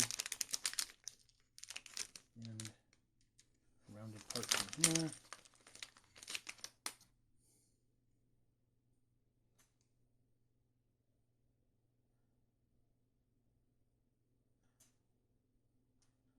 Oh, no, I forgot.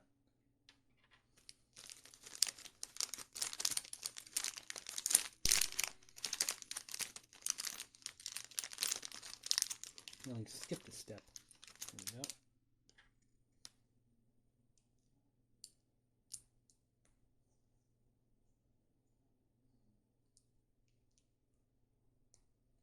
There we are.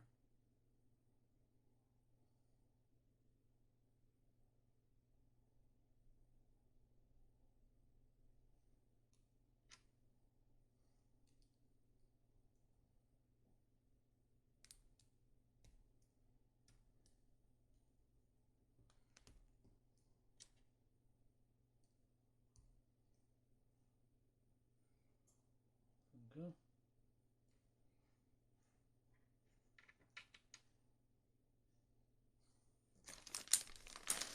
Let's put that on there. Turn around. There we go. Yeah, this thingy here is visible, but I decided to put it on the back. And there we go.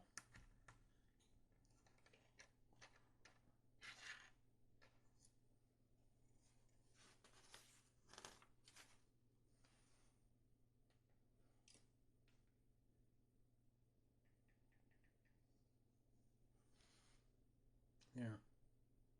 Some hand paws. Eevee's like.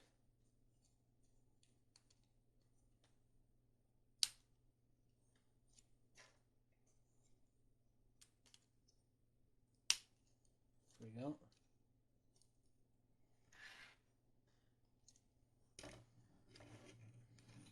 Now Eevee's like, you know, get my hind paws back on. It looks like I'm dragging my ass on the ground. Yeah. Like that.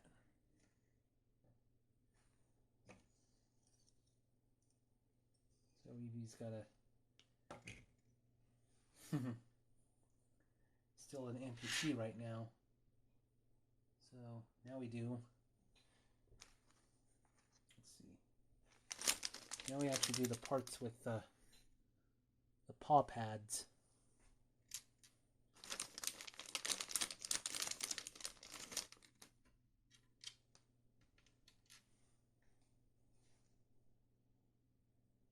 Let's see.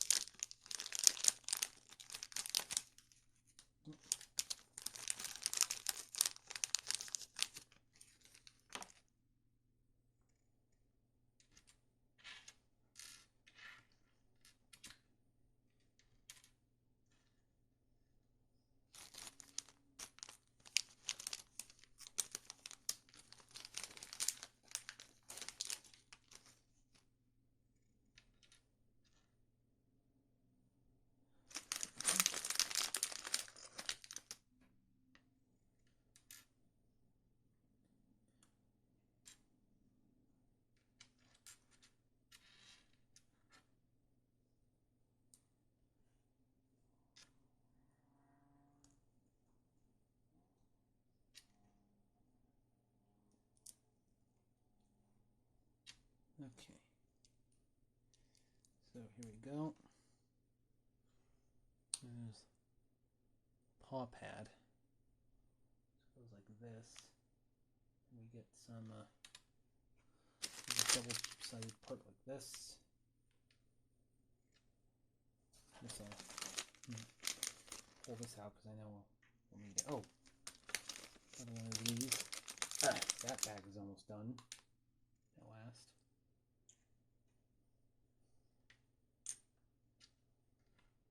Another one of these half circle pieces. We're almost done.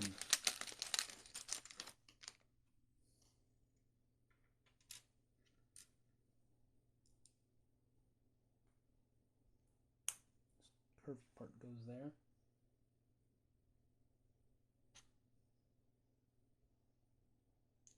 Goes on the front here.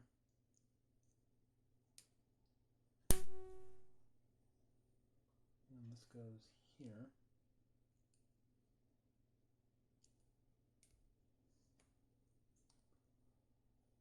Here we are.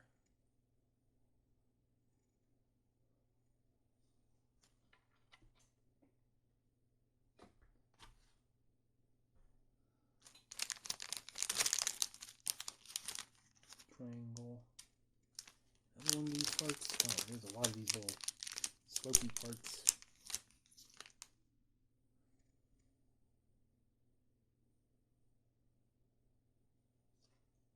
Goes on like this.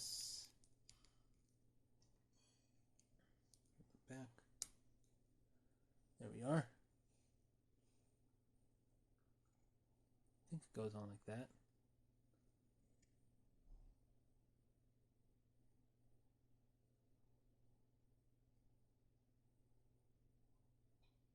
Wait, no. No, wrong piece.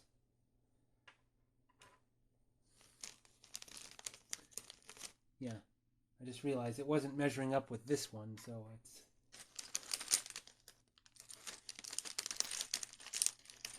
I think it's this taller piece, that's it. There we go. Yeah, they're supposed to be equal in height.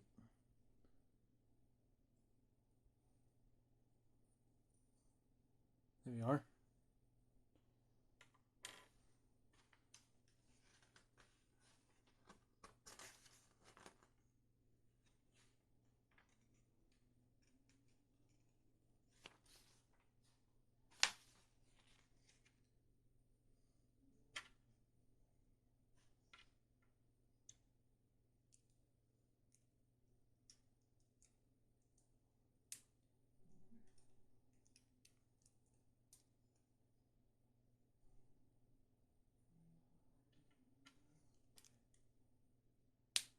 Here we go.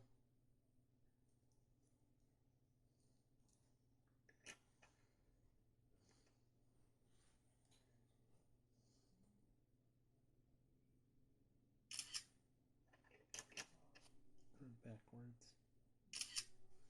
There we are.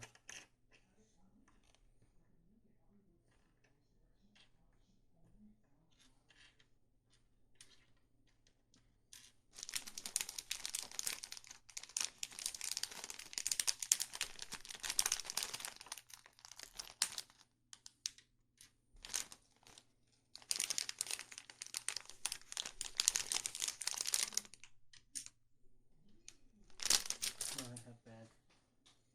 Tossed out.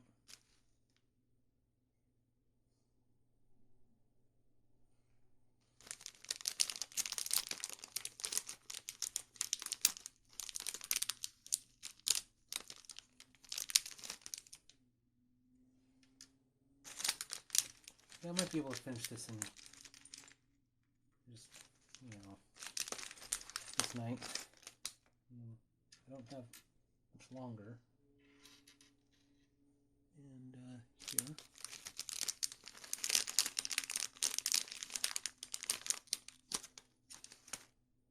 Okay, now it's getting much easier to locate all these parts. So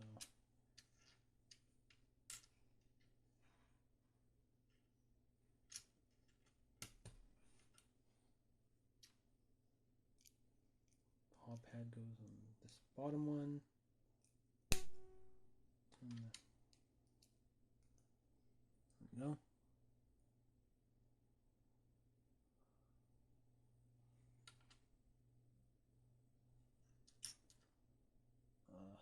Double thing. Here we go. That one.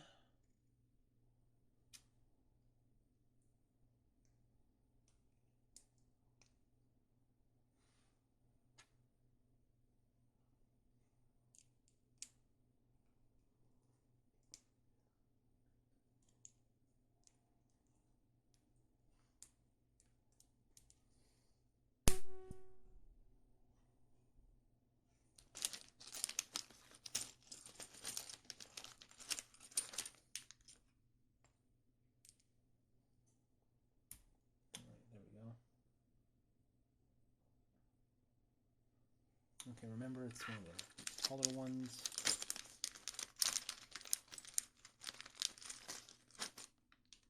No, they're too tall. These? No. Let's find the triangle part. The last one. This thing. At least put this on.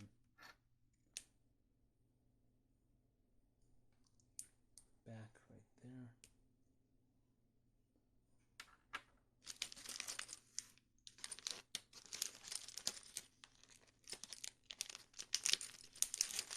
Here we go, this one, I think.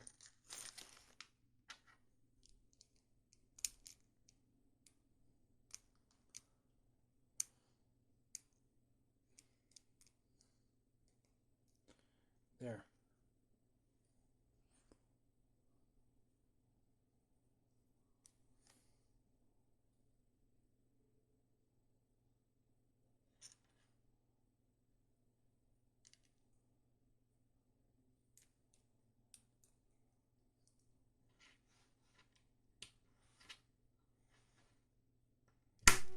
Here we go.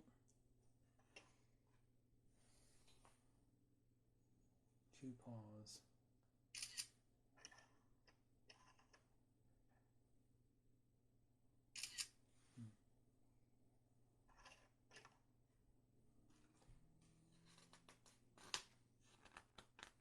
I think they're all finished. Now,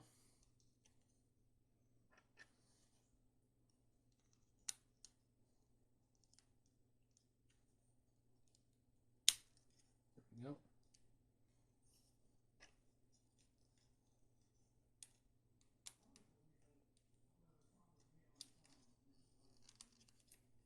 Oh, come on.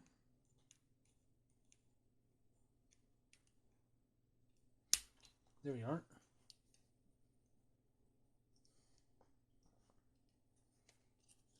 There we go.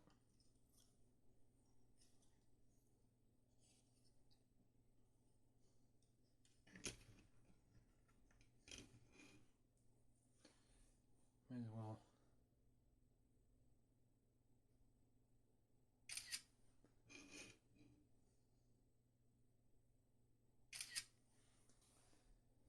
Okay, now the final step, its tail.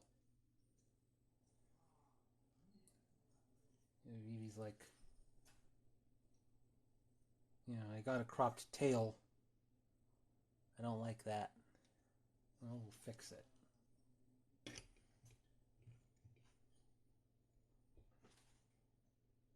Alright, this will be the final piece.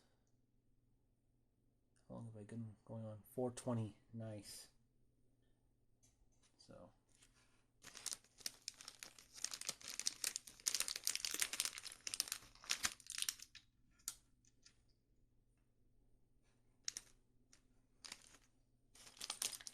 When I post this on YouTube, I'll probably separate the art part from constructing Eevee. In fact, I don't know. I might speed this up for YouTube. I don't know. Or maybe I'll just play it at normal speed on the archive, the stream archive channel. I don't know. So arrange this like this.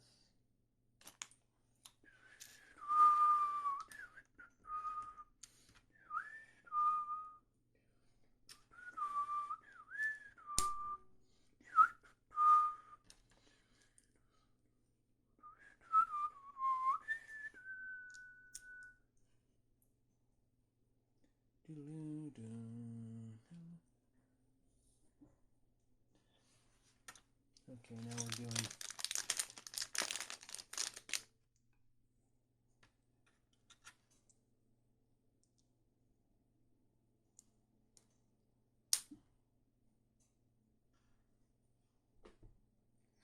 over.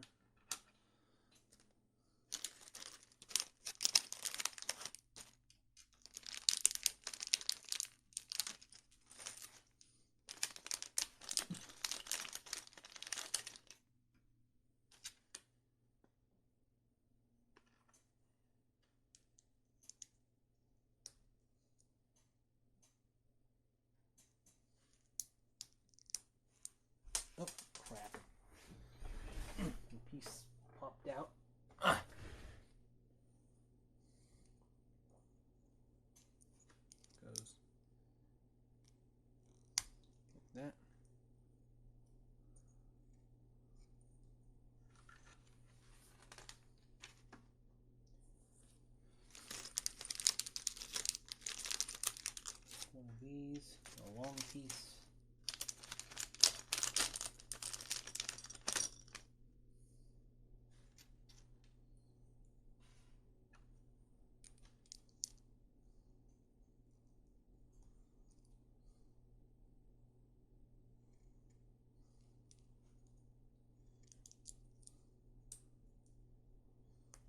There we go. It's like a pair of eyes looking at you.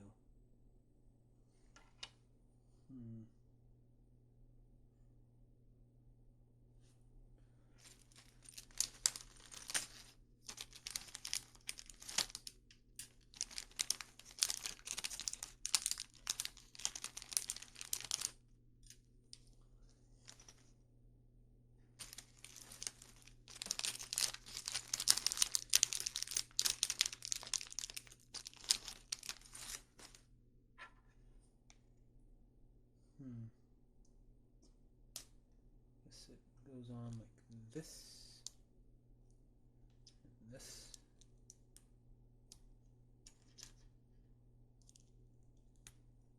There we are.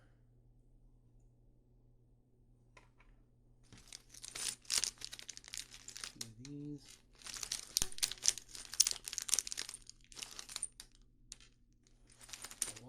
Another long piece like this.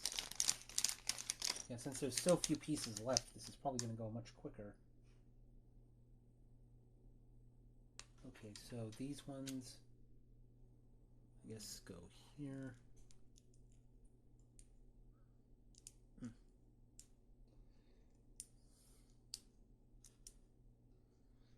Ah, jeez.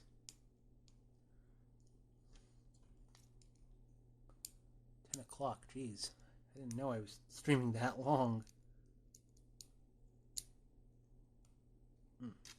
This goes on top.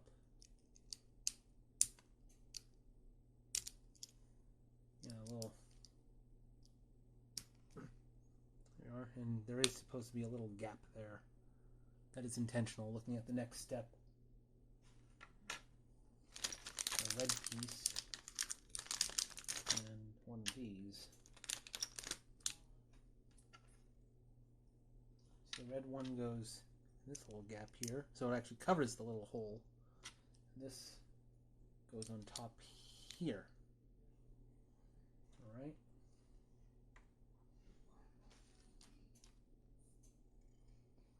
Get another one of these red pieces. Some more internal flesh that goes inside Eevee. I'll just take these last two pieces out.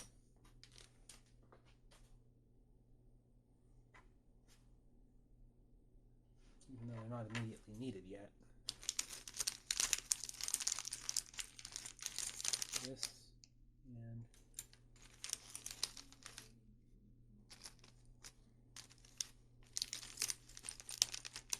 here we go. And these.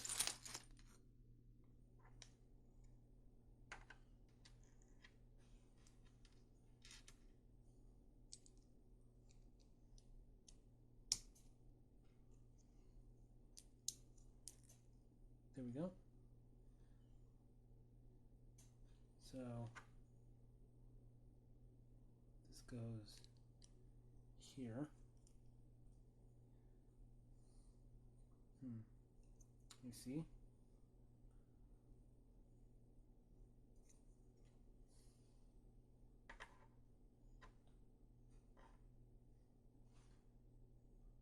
Let's see. Oh, let's get one of these.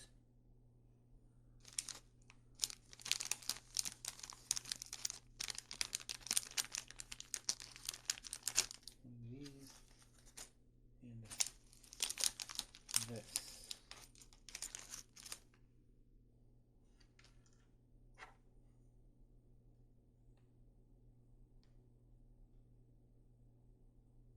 Okay, so this goes here. This goes here. Oops. This goes here. Oops, other way around. There we are.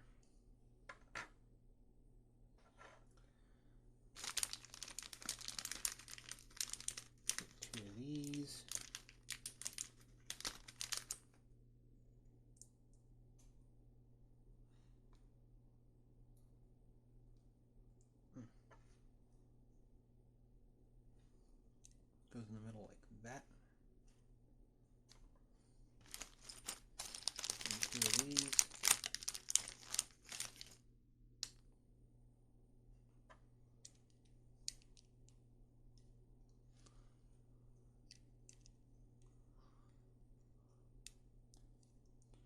There we are.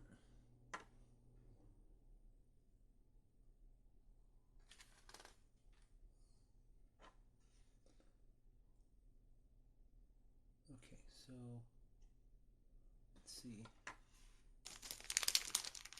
2 more of these. Go here. Go like that. Let me flip this over. Get the other one of these.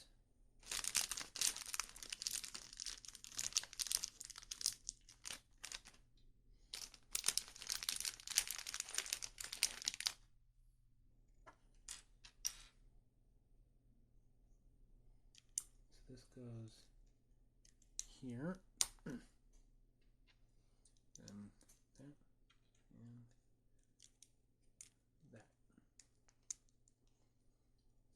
And we can see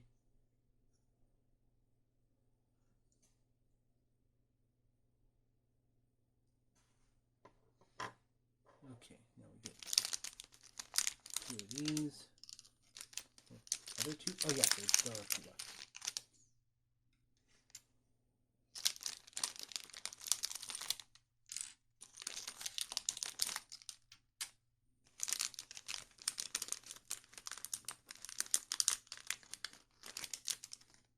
Okay. So we want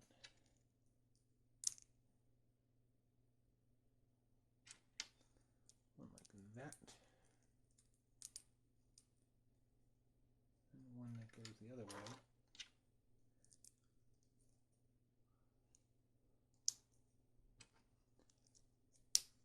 There we go.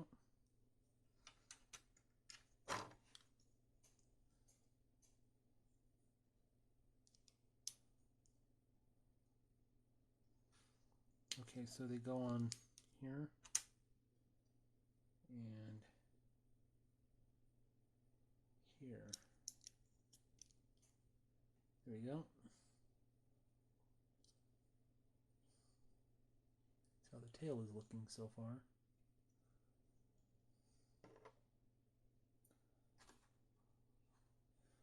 And we get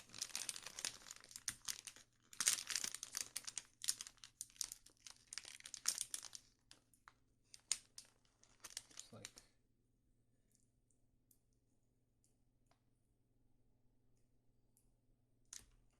go.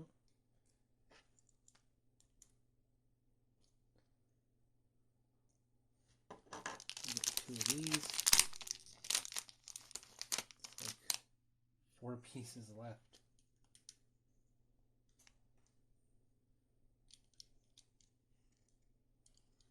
And then let's see.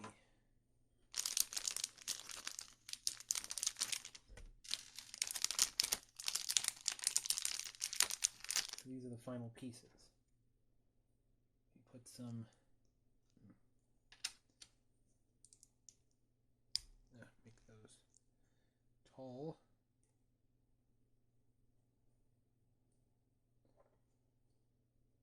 Okay, so these go here.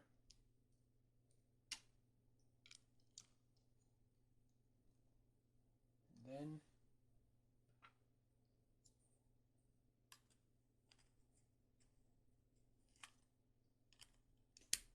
here we are.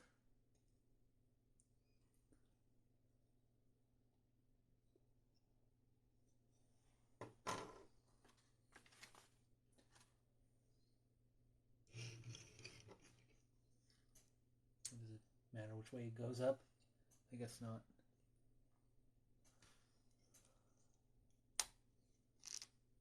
There we go. Pose it. Paris less. Poses. Posalo. Yeah. Telling you how to say pose it in so many languages. Posalo is Spanish. That's the one I know. But anyway, wow. That is exactly... Yeah, they give you exactly the pieces. Like some of these Lego and Mega Block I was about to say Mega Block sex. Mega Block sex. Sometimes they give you like a 2 or 3 extra pieces, but here it's like they give you exactly. There we go. Robo Eevee is done. Yeah, like looking at this. Yeah, it's I mean comparing. Yeah, like actual size. Well, let me.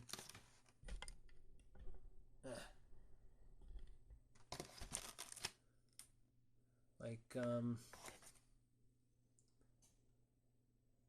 yeah, like for some reason I thought this was gonna be like a gigantic Lego thing, like at least this big, but actually no, it's pretty small. It makes me wonder about these other ones. Yeah, it's a comparable size to the Charizard, and I mean the Dragonite one's pretty big. I would thought it was going to be similar size to that, but anyway, it's all done. So I guess I'll take a picture of for Blue Sky or something.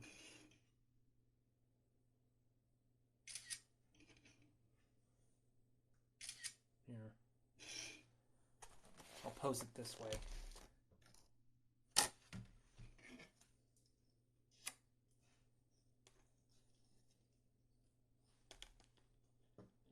I guess I'll... oh, okay, I can't stand up on its tail exactly, but here, it's trying to steal my grapes. There.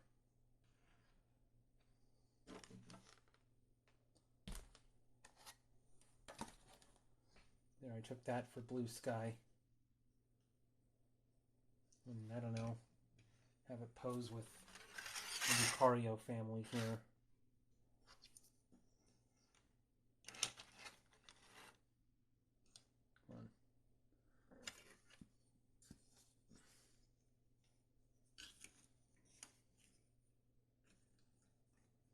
I don't know. Regular Lucario looks shocked. Well, move my iPad out of the way.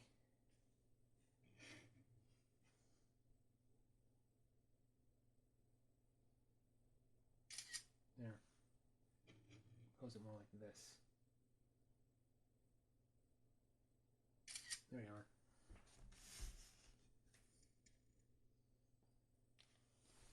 Okay, I think that's all for this evening. Thank you everyone who, I don't know, stayed up late or something because you don't have work tomorrow or whatever to watch me. Yeah, I hope you enjoyed watching me work on this animation more and building, not exactly a model kit, just a Pokemon Lego thing. Or Lego ripoff, whatever. Anyway. Okay, Eevee's gonna wave goodbye. Yeah, I guess I'll do the onion card now. So, thank you for watching. Gracias por la visita. Follow me on DeviantArt, Weasel, Shitter, Blue Sky, Instagram, YouTube, Tumblr. I'm for Shinku on Fur Affinity and on Cafe Press, GuineaPigDan1. Buy all my crap. Buttons and... Yeah, I should probably do a new version of my GuineaPigDan shirt because the one I'm wearing is like a decade old or something. I think did I first wear it at the first PawCon back in 2014? I don't remember. But anyway, thank you everyone for watching. GuineaPigDan signing out. And now for that pesky, sleazy, little off switch. I think I found it. Howard GuineaPigDan Bloom the Humongous. Among Us. Get it?